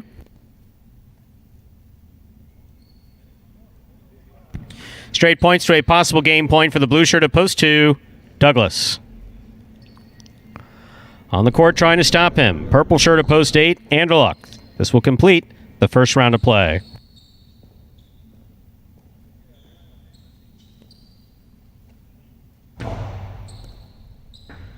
Excellent serve by Douglas. Good catch. And a nice return by Anderluck. Douglas is there.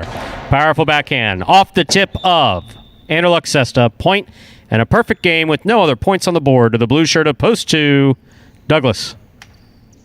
2 wins it. 1-3, 4-5, 6-7, and 8 playoff for second and third place. 1 first serves, 2-3.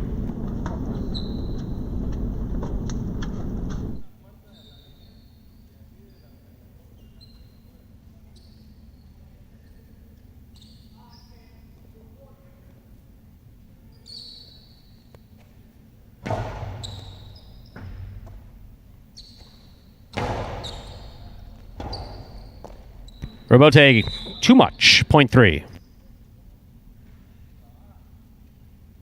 This playoff for second and third place is played to 6 points. Carballo now serves to Ben in the green shirt of post 4.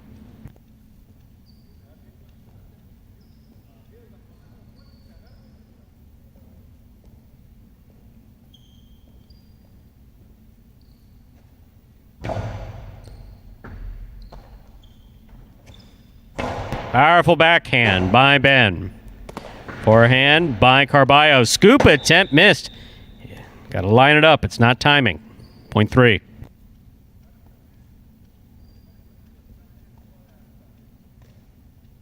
Possible place point for post 3. Receiving Ron.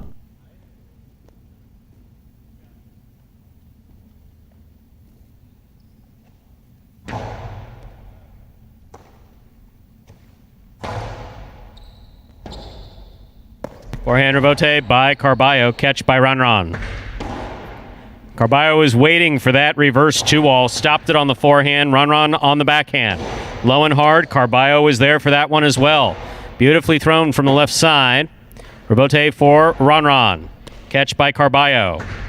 Akaram not cutting out. The scoop did not work. Point and show. Place, rather, to post 3. Carballo. 6-7, 8-1, 4 and 5, pairing off and playing off for third place. 6 first serves, 2-7.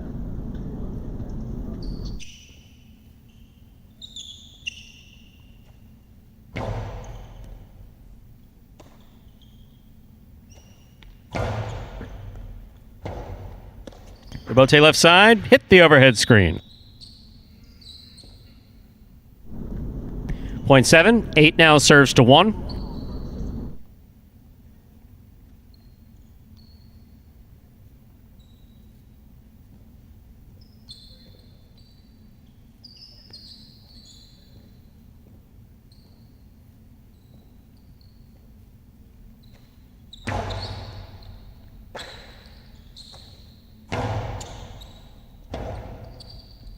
Forehand rebote by Anderluck. Catch by Kubala. Anderluck, beautiful forehand rebote. Kubala, forehand rebote to the inside. Anderluck makes the catch. Back to the inside he goes, where it scores. Point 8. 4 now serves to 5. The winner of this point meets 7 and 8 in the continuing playoff for show.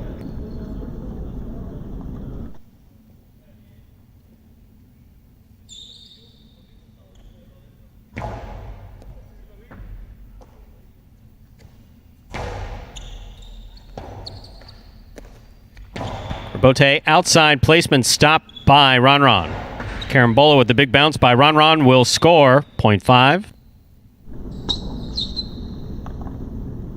7, 8, and 5 remain in the playoff for third place. 7 first serves to 8.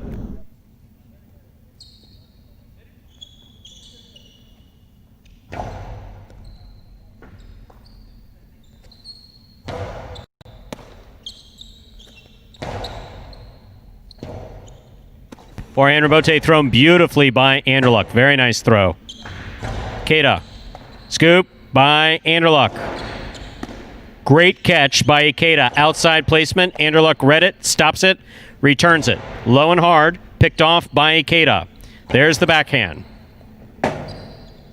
Rebote forehand by Anderluck. Catch by Ikeda. Rebote left side by Anderluck. That is a really nice rebote that is going to score. Point 8. Possible show point for Anderluck. Trying to stop him. Ron.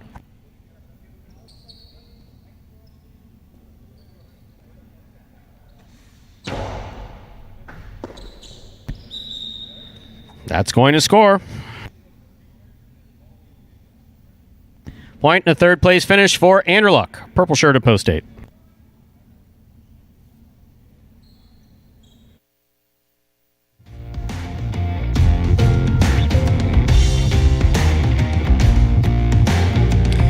Results from Game 6 are official as posted. Coming in first, post 2, Douglas. He had a perfect game. Taking second, post 3, Carballo. Coming in third, post 8, Anderluck. 2-3-8. The official order of finish for Game 6.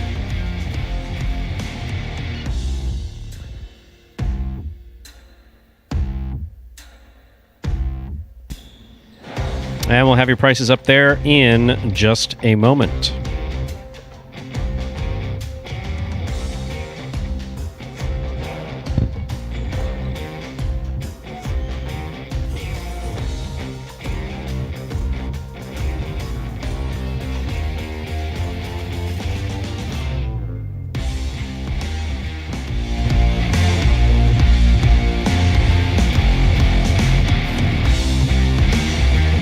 The official order of finish. Your early pick 3, 5-7-2. 3 of 3 numbers returning $116.80. $2 Quinella 2-3. $60. That's first and second in any order. That's interesting with Douglas on top. $60 Quinella. Good to see. Trifecta, 2, 3, 8. That's first, second, and third place finishing 155.60. Up next, ladies and gentlemen, is our 7th game. It's a spectacular 7 doubles match. Play to 7 points. Points will double after the first round of play. Post time for Game 7. And Game 7 begins the late pick 3. Now just 7 minutes away.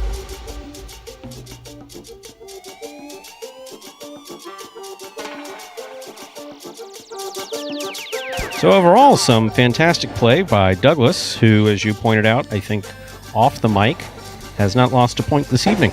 Back-to-back perfect games.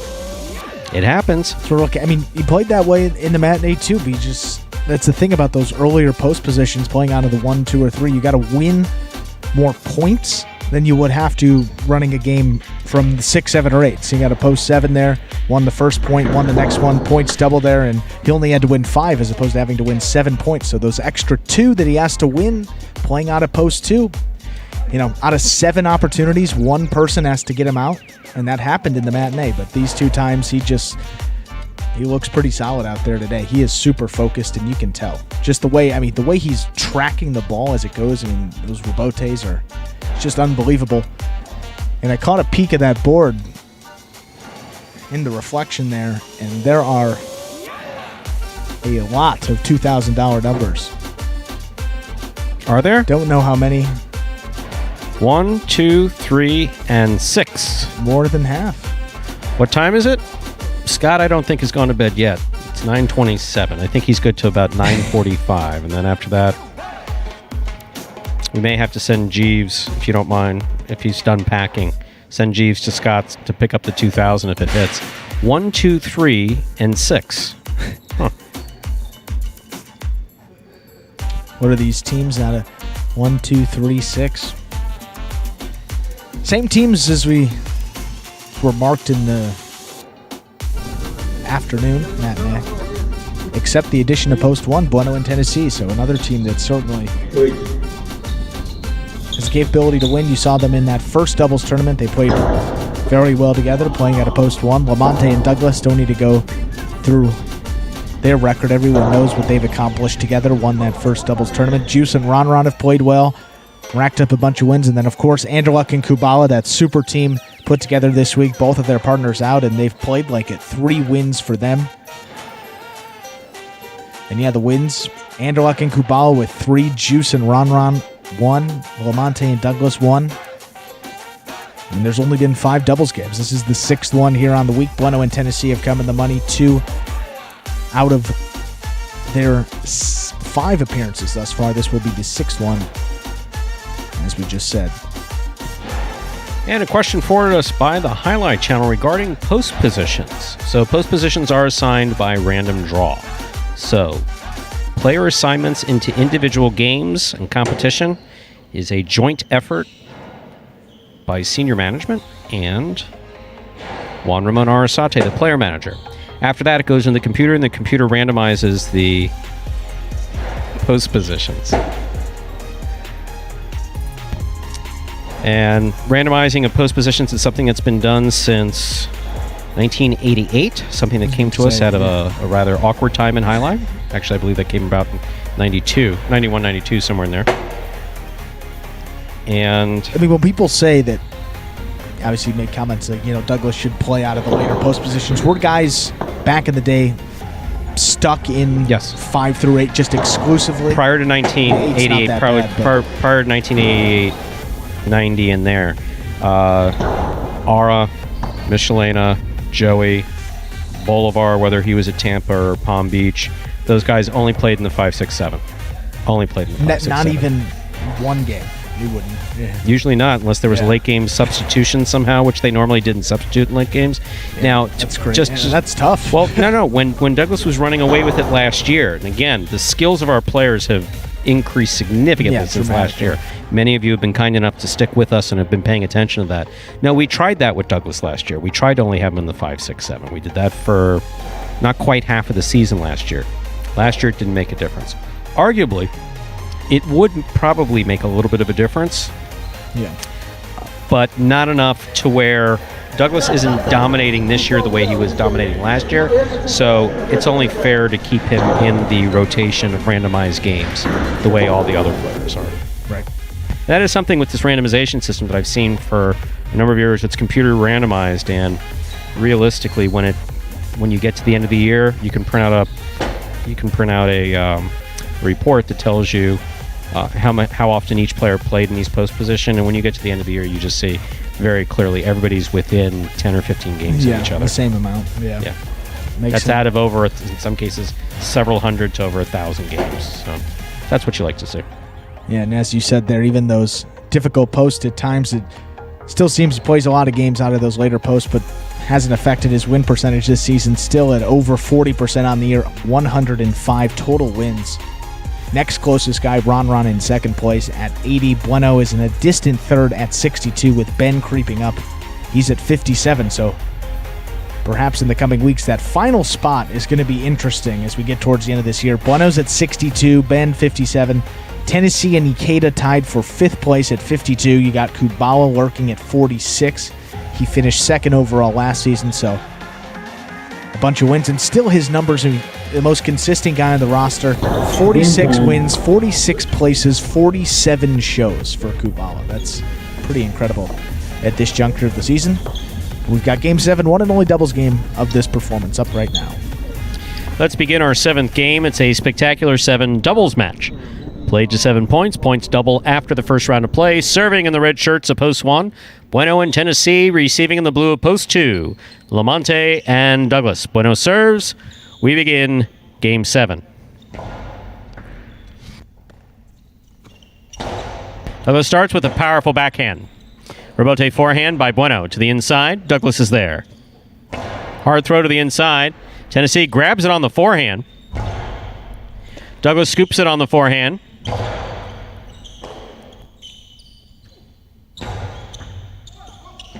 That's a Magic City bounce that almost took out 2 backquarters. Interesting. Backhand to the outside. Douglas is there. Throws that beautiful rebote to the inside. Tennessee's there. Scoop by Douglas. Powerful backhand by Douglas. Catch by Tennessee. Ball missed on the forehand of Douglas. Point goes to the 1. 1 first up on the board in our 7th game. In this matchup, Bueno serves to the white shirts of post 3. Juice and Ron.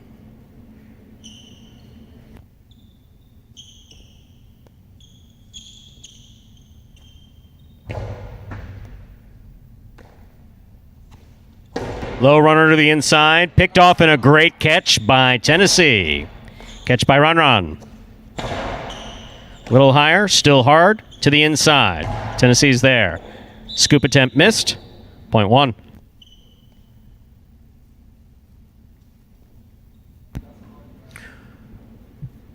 In this matchup, Bueno serves to the green shirts of post 4, Jedin and Ben.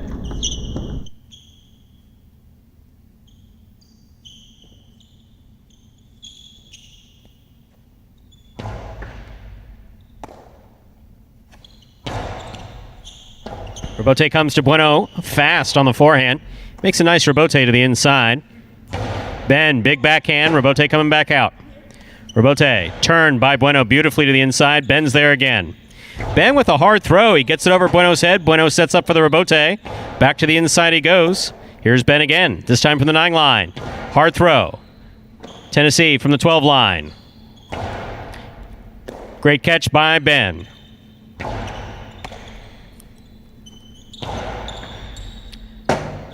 Rebote left side by Ben. Way to hang in there, Ben. Long cortada, not much of a cortada, comes back to the 11 line, so that's just low and hard. Bueno winds up, makes it 2-all. Jedin stops it. Jedin throws a cortada that is a cortada. Low above the pad, coming to the sidewall, dying coming off the sidewall. A well-played point by both teams. Point goes to the 4. Black shirts of post 5 receive. Fred and Ikeda.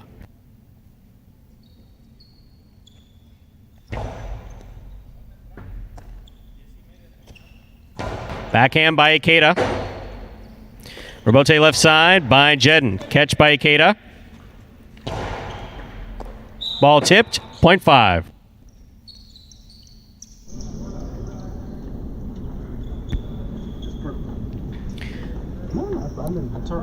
In our next matchup, Fred will serve to the yellow shirts of post 6, Anderluck and Kubala.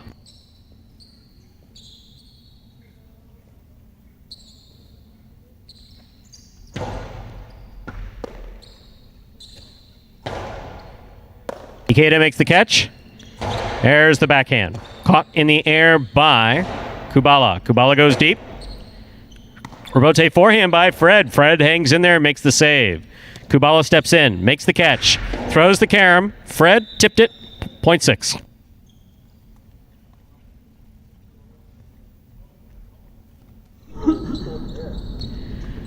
Here now to complete the first round and receive, wearing the pink shirts of post 7, we have the team of Diaz and Carballo.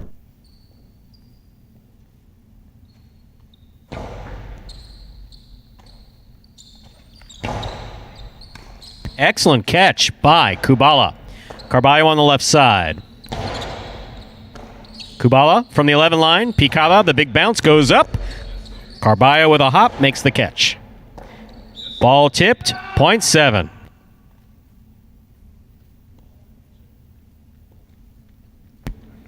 The first round's complete. All matchups are worth 2 points now through the end of the game.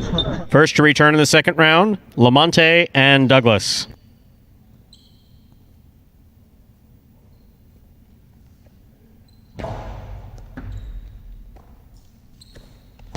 Powerful backhand by Douglas. Good catch by Carballo.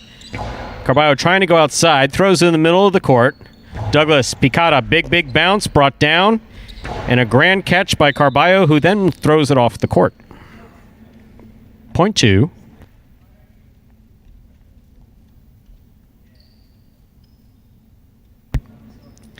White shirts at post 3 receive. Juice and Ron.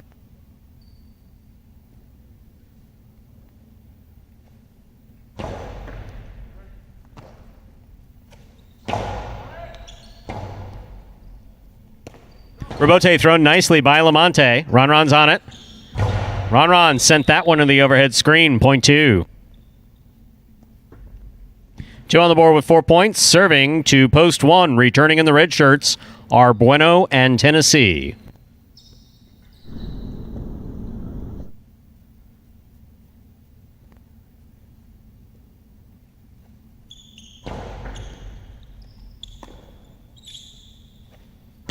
Tennessee trying to overpower Douglas with that forehand. That caught the pad, 0.2.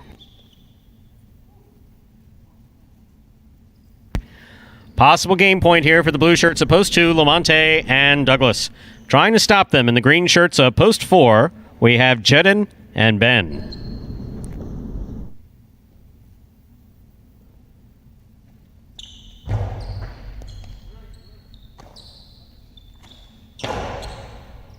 Excellent catch by Douglas at the 12 line. He fires it over the top.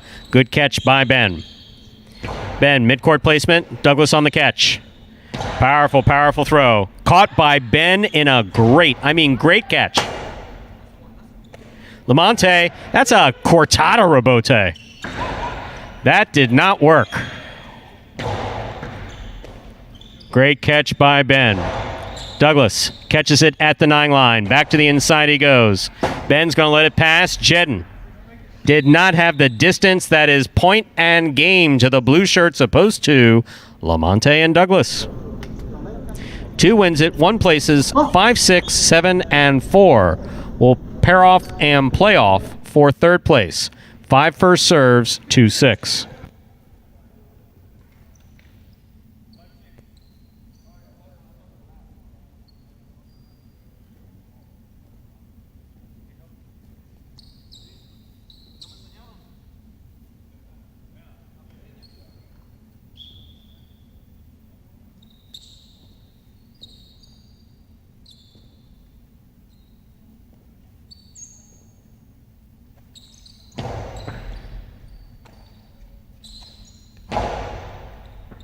Excellent catch by Ikeda.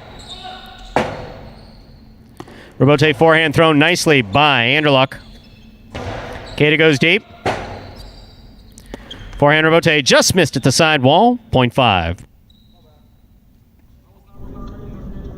7 serves to 4.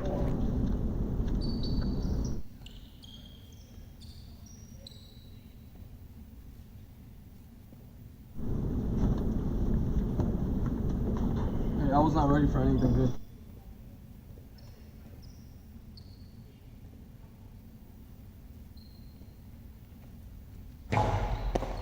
Jedden takes the serve. Strong backhand follows.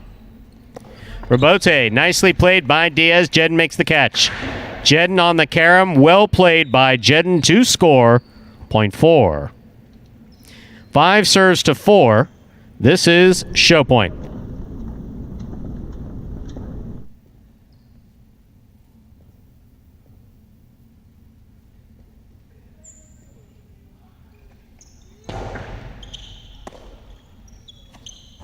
Powerful backhand by Ben. Great catch by Ikeda. Robote forehand by Jedden. Catch by Ikeda. Ben from the 11 line. Right side to the outside. Fred reached in. Could not bring it in. Point and a third place finish for the green shirts at post 4, Jedden and Ben. Unofficial order finish 2-1-4 for Game 7.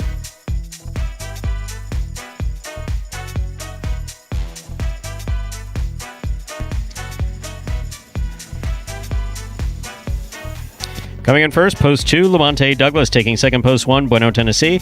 Coming in third, post 4, Jedden and Ben. 2-1-4 is the official order finish for game number 7. And received a text from Scott saying he was firing the money machine up.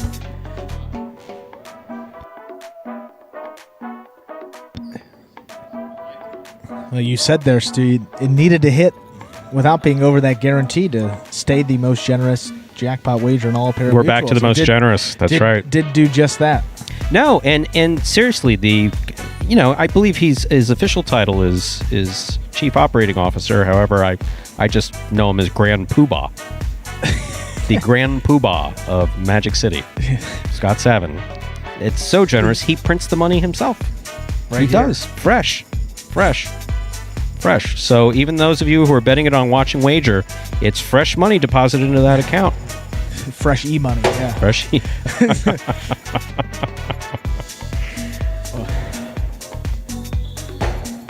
Well, what can we say about Douglas? He's played good in the matinee. He's playing great in the evening. Yeah, fire under his feet, yes. After that earlier matinee where he didn't do particularly well in the win column, but 3 for 3 to begin. See if he can get all 5 of his games, including that doubles one, here in this evening. A high 5, 657-22. 1 ticket, 505 numbers, returning $2,000.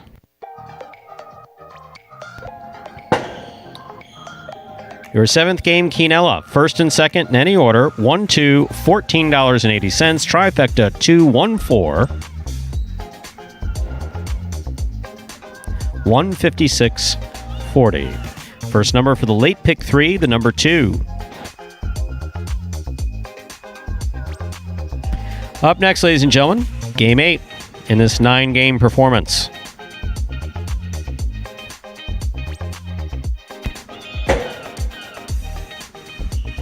Game 8 will be played at 7 points. Points will double after the first round of play. Game 8 concludes this evening's Mighty Ocho. Post time for Game 8. 6 minutes away. Good luck.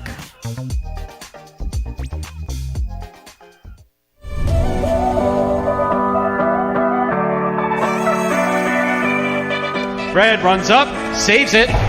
Reverse. That's an excellent 2-wall Robote thrown by Cool Fitness.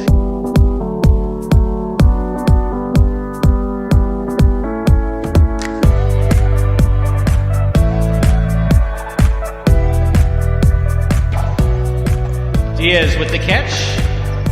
Another 2-all scores for the win.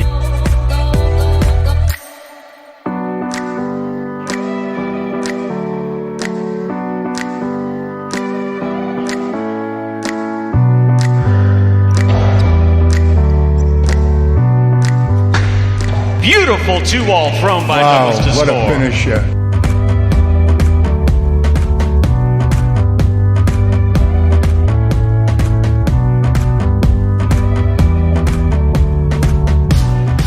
Robote thrown by Ben. Carballo's there, winds up another one. Costado 2-all's gonna score.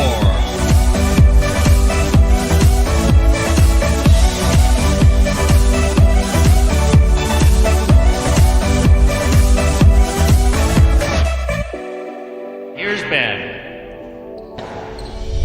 Scoop by Douglas. Costado by Douglas. 2-all will score for the win.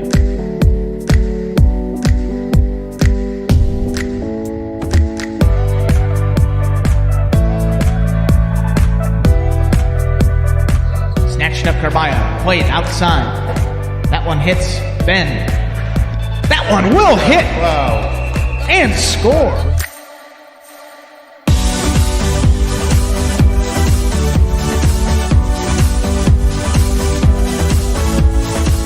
Karam by Jedden, stopped by Brackley. Brackley for the 3-wall play. Robote's going to the outside. Jedden's there. Returns a 2-wall to score.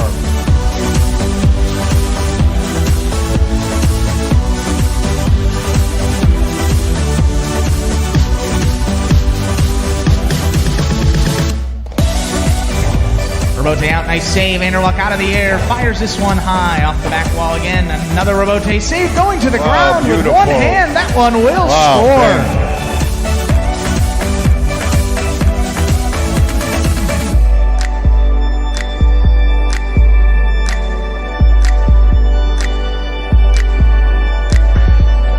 Soft 2-all. Fitness read it, caught it, returned it. 3-wall play coming way out. Juice is there. Wow! Juice got a 2-wall Robote that scored. Oh, man. Wow.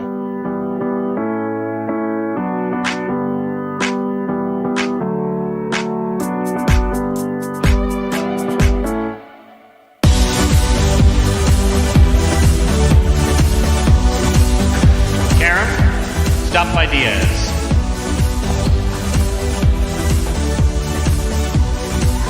On the fly, he threw a 2-all Robote. Unbelievable. Wow.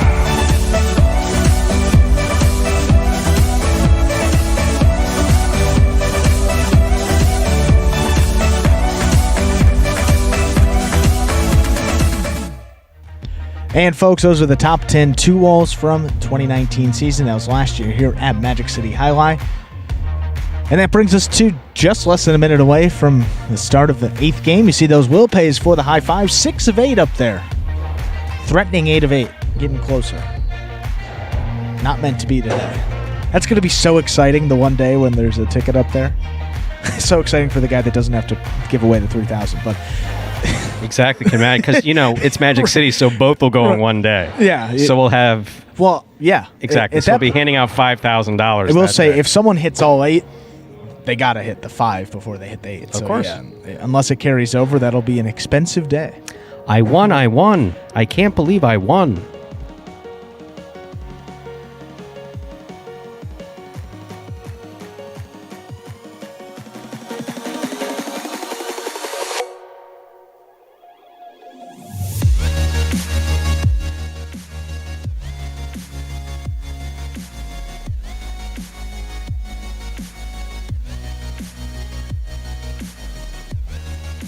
We're ready to begin game number 8. It's a spectacular 7 singles match. Played to 7 points. Points double after the first round of play. Game 8 concludes tonight's Mighty Ocho.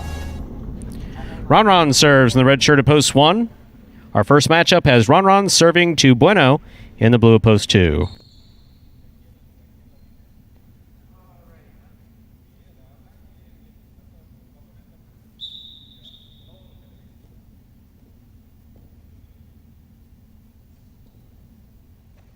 There's the serve. We begin game 8.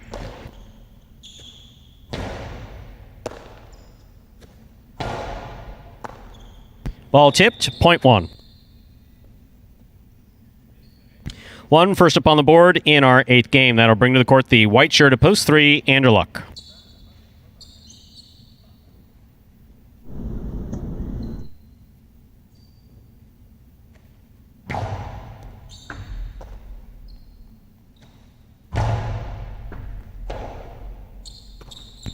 Nice rebote thrown beautifully to the inside. Point 1.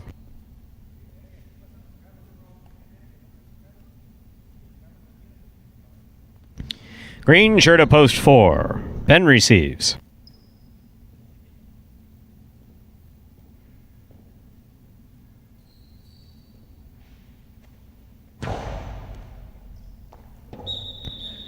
Point 1.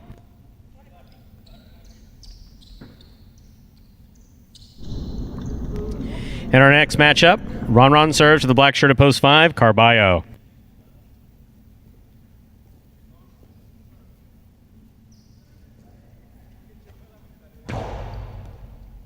Catch by Carballo.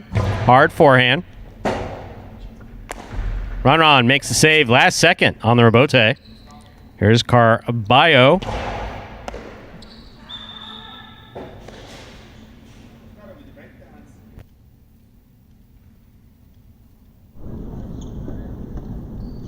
Point 5. Here's post 6, Ikeda.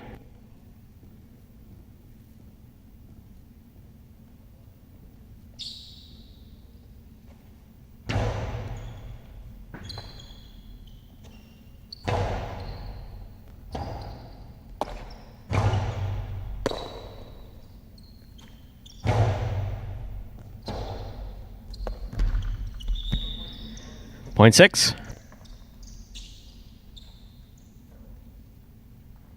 This matchup, Ikeda serves to the pink shirt of post 7, worn by Douglas.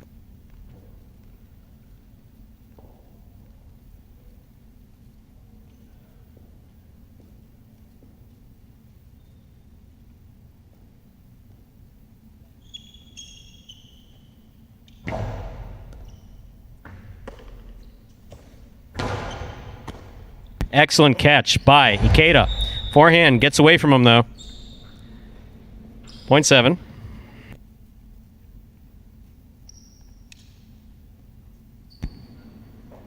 Here now to complete the first round and receive, wearing the purple shirt of post 8, Kubala.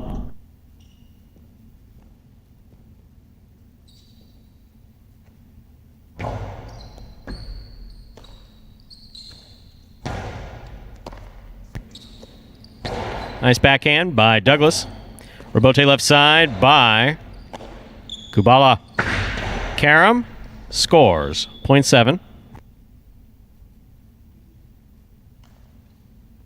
That completes the first round of play. All matchups are now worth 2 points through the end of the game. First to return, second round, Bueno.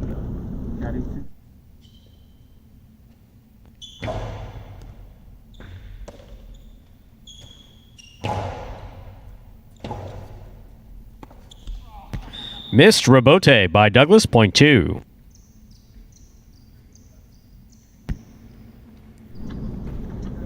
Two on the board with 2 points, serving to post 3. Here's Anderluck.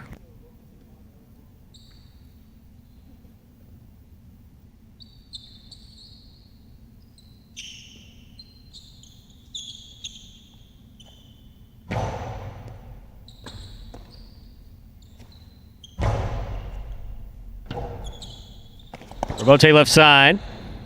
Lands in. Anderluck picks it up on the forehand. Great throw by Anderluck to score. Point 3. Here's the green shirt of post 4. Ben receives.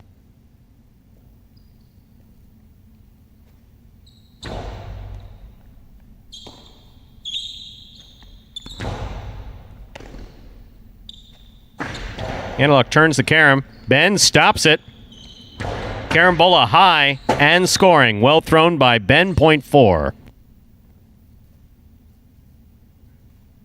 Ben's on the board with 2 points, serving to post 1. Ron.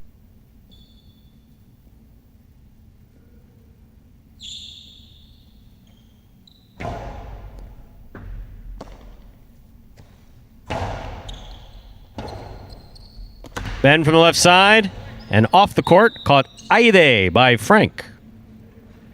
Very nice. Point 1.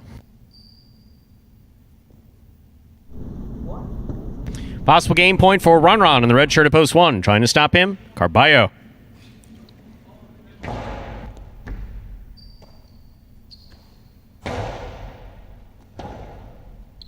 Rebote forehand by Ron, caught by Carballo. Carballo clipped the side wall. Ron catches it, fires it back to the inside. Carballo again. Fires another one. This one scooped by Ron. Ron blasts another one. That scores. Point and game to the red shirt of post 1, Ron. One wins it, 7-2, 3, and 4. Will pair off and play off for second and third place. 7 first serves to 2.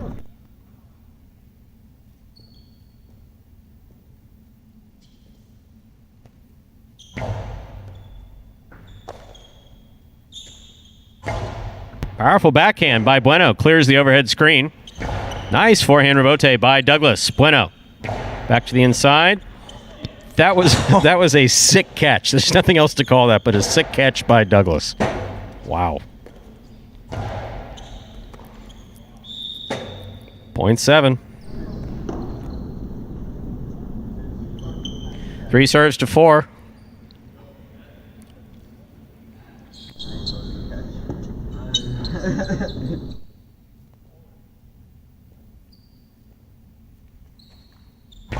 Beautiful serve by Anderluck. Great catch by Ben. Powerful backhand by Ben sends Anderluck running.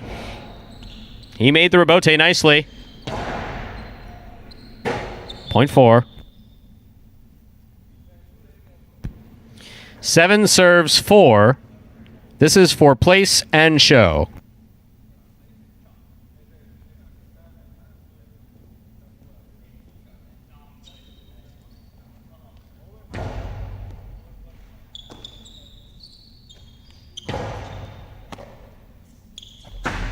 Karam by Douglas opens up and scores.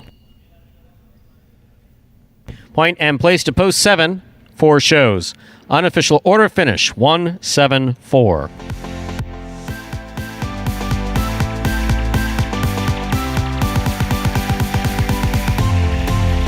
It's official. Coming in first, post 1, Ron. Taking second, post 7, Douglas. Coming in third, post 4, Ben. 1-7-4. It's the official order finish for game number 8.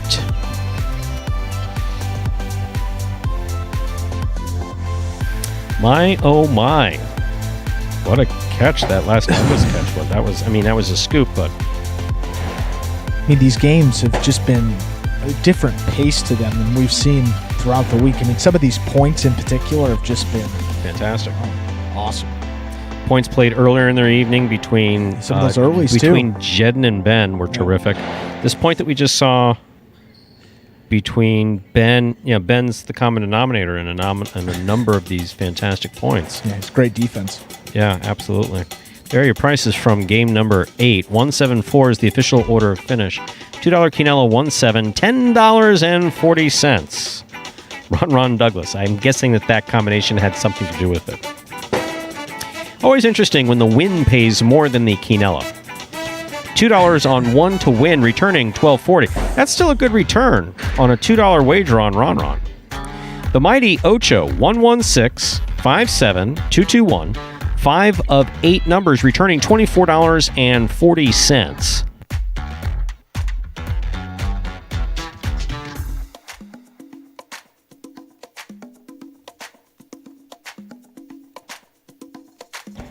And the trifecta, 1-7-4. That's first, second, and third place finishing.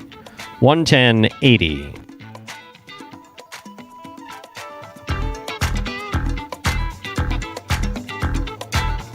Up next, ladies and gentlemen, is tonight's 9th and final game. A spectacular 9 superfecta match. Next game is played in 9. That's 9 points. All points doubling after the first round of play. Game 9 concludes the Pick 3 and provides your only superfecta wagering opportunity of the evening. Post time for Game 9 is 7 minutes away. And to explain more of the details of this superfecta 9-point singles match, we got a video that'll just clear everything up for you. Take a look. Spectacular 9 singles games are played with 8 players. Each player wears a different color jersey numbered 1 through 8 on the front. These numbers are traditionally referred to as post numbers. Post numbers are used to signify the order in which the athletes will play in a game. These numbers are also used for betting purposes. Don't be confused by the numbers on the back of our jerseys. Those are just for fun. Each game begins when the player in the post 1 red jersey serves to the player in the post 2 blue jersey. The served ball must land between the 4 and 7 lines marked on the court's side wall. If the ball lands between those lines, the serve is good and play continues until one of those 2 players wins that matchup. The player who loses the matchup exits the court and waits for his next turn at the end of the rotation. It's important to note that every game has 2 rounds. The first 7 matchups in a game make up round 1. Each matchup in round 1 is worth 1 point. Round 2 refers to all matchups that take place after the 7th and final matchup of round 1. The number of matchups in round 2 varies from game to game. And in round 2, each matchup is worth 2 points. The first player to earn 9 points wins the game. And the finale now just 4 minutes away. You see those will pays for the late pick 3.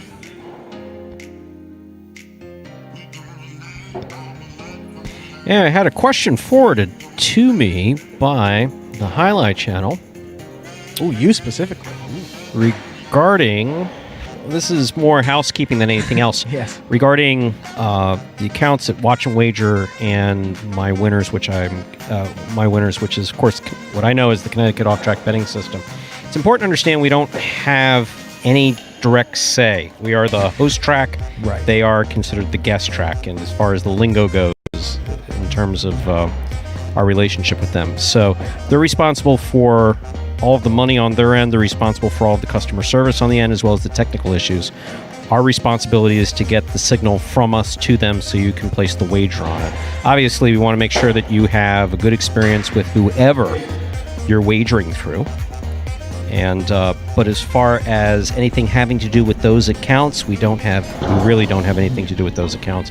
So the best suggestion we can make is to go through whatever customer service avenues CTOTB or Watch and Wager have available to you.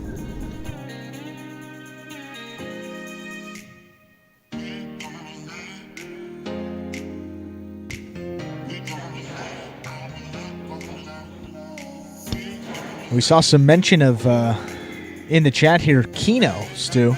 Sparked a little question in my head. You're not obviously not a highlight gambler, but in terms of table games, anything like that, have you ever dabbled in that? I met when I was in college. I was in med school, actually, in Baltimore.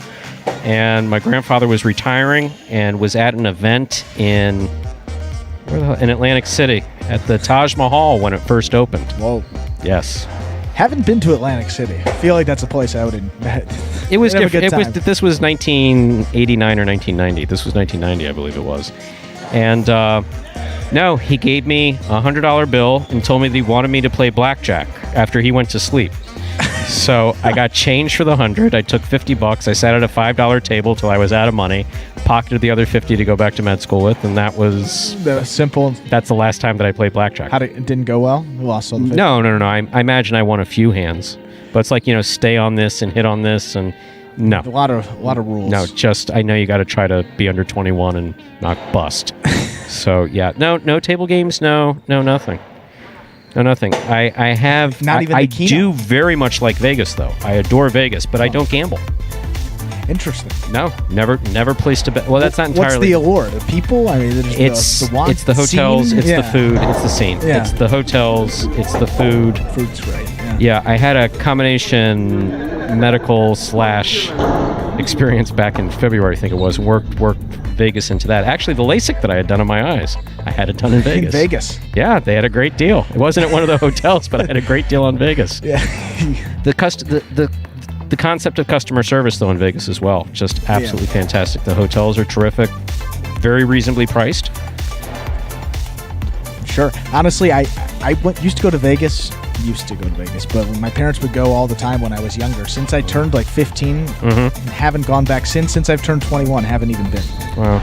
I went literally 2 weeks before they closed down, 2 or 3 weeks before they closed down for COVID. And of course I got COVID slightly just sometime after that, which I don't think had anything to do with it. But no, I love it out there. I really do, but still never placed a bet. They used to have a Fronton. Yes, they did. Vegas and Reno both had frontons at their MGMs. In fact, the building, if you look at the Bally's property, look at the back corner, the building that held the fronton is still up. Still up. We're ready to begin game number 9. It's a spectacular 9 superfecta match, played 2. 9 points, points double after the first round of play. Bueno serves, Ben receives.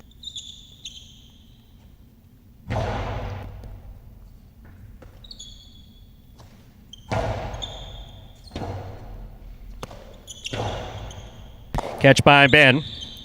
Karen by Ben, right idea, just not well executed. Point 1. That'll bring to the court the white shirt of post 3. Douglas receives.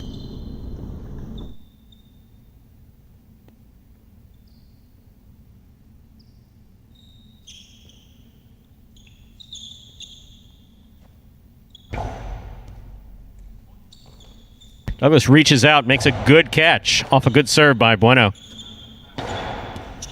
Douglas from the 8 line. Powerful backhand. Will score. Point 3. Don't kick it.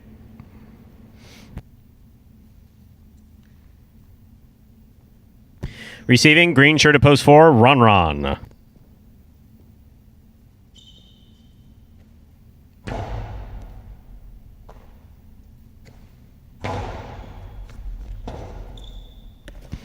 Robote left side. Scoop by Ron. Low and inside by Ron. Douglas going for it. Difficult to go for. Point 4.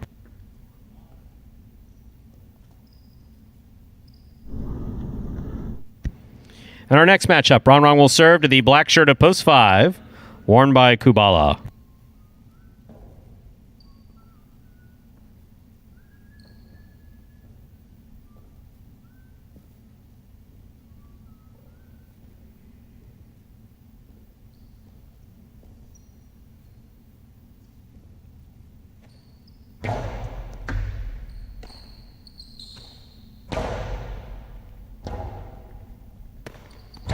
Nice forehand throw by Ron off the Robote. Point 5.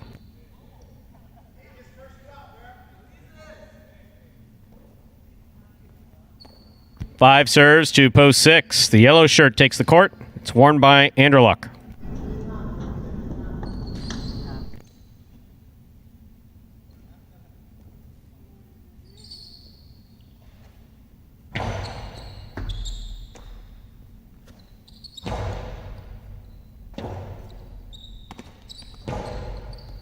Catch by Anderluck. Outside placement working for him again. Well thrown. Point 6.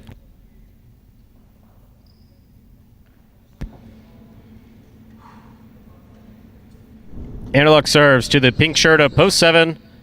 Here's Carballo.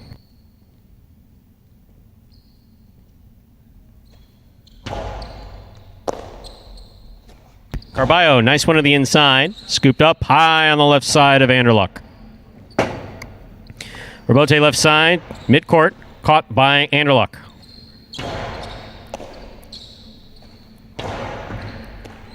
Great pickup by Anderluck on the left side, low and inside. Scoop by Carballo. Carballo, soft touch, picked off by Anderluck. Harder touch, picked off by Carballo. Anderluck from the 8 line. Carballo winding up. Soft touch, caught by Anderluck. Outside placement, caught by Carballo. Carballo got him. Point 7.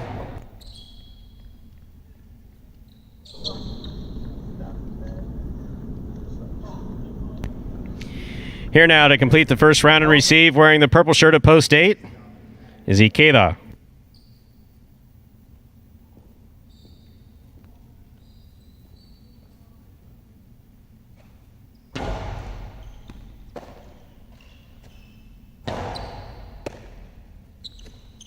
Carballo, nice backhand. Robote comes as a line drive, picked off by Ikeda. The inside he goes. Ikeda reaches out, makes a good catch.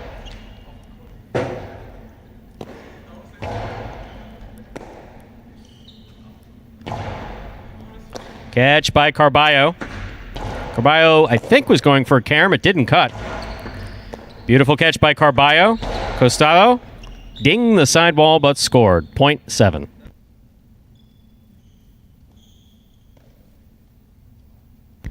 That completes the first round of play. All matchups are now worth 2 points. First to return in the second round, Ben.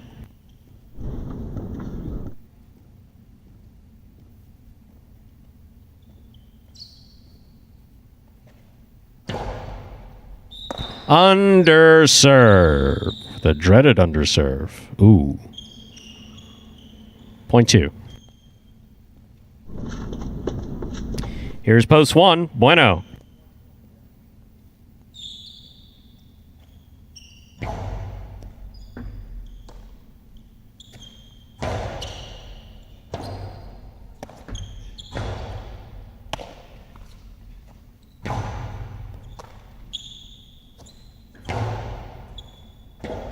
Robote comes to the left side of Bueno. 2-all. Off the court.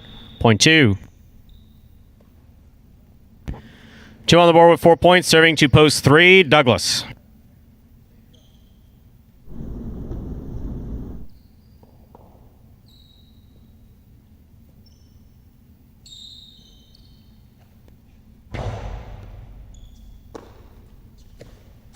Powerful backhand by Douglas. Robote, swing and a miss, midcourt, 0.3. 3 on the board with 3 points, serving to post 4. Ron returns.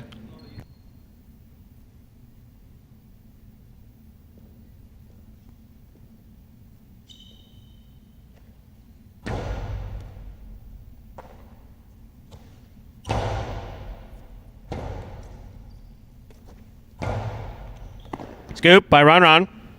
Outside placement. Got him. 0.4. 4 on the board with 3 points, serving to post 5. Kubala.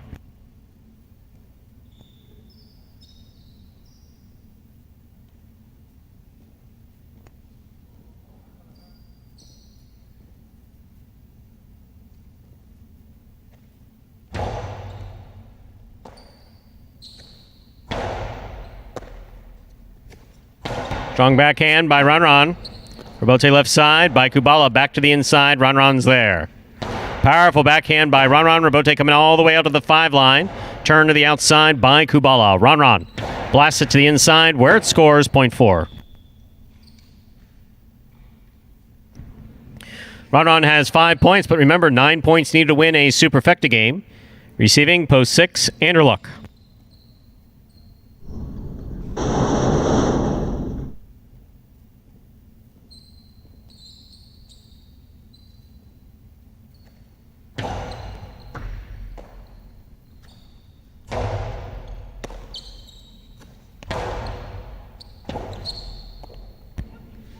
Point 4. Ron has 7 points and a possible game point. On the court, trying to stop him. Ikeda, purple shirt of post 8.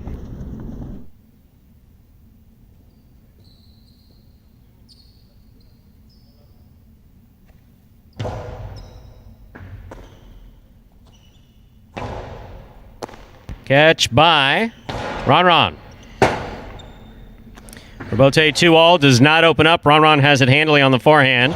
Low and hard. And a great catch by Ikeda. Robote by Ron. Ikeda with another fine catch, this time at the 10 line. Ron from the left side, winding up. To the inside he goes.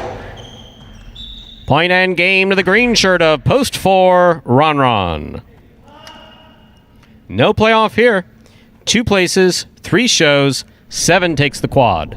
Unofficial order of finish, 4-2, 3-7.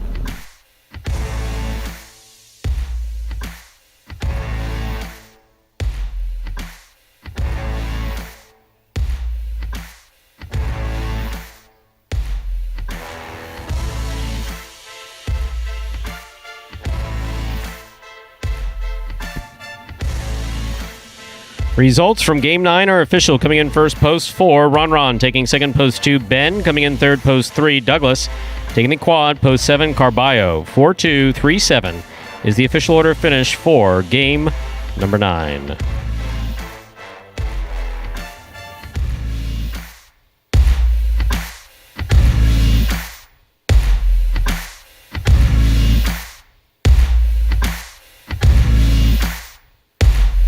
There are your prices for the 9th game. $2 Quinella 2-4. That's first and second in any order, $19. Trifecta 4-2-3.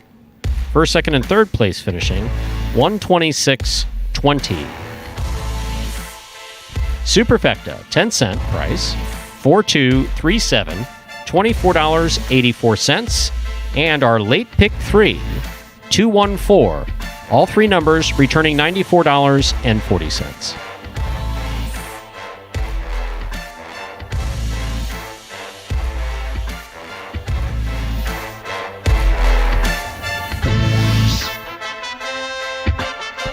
So have you decided if you're packing or not?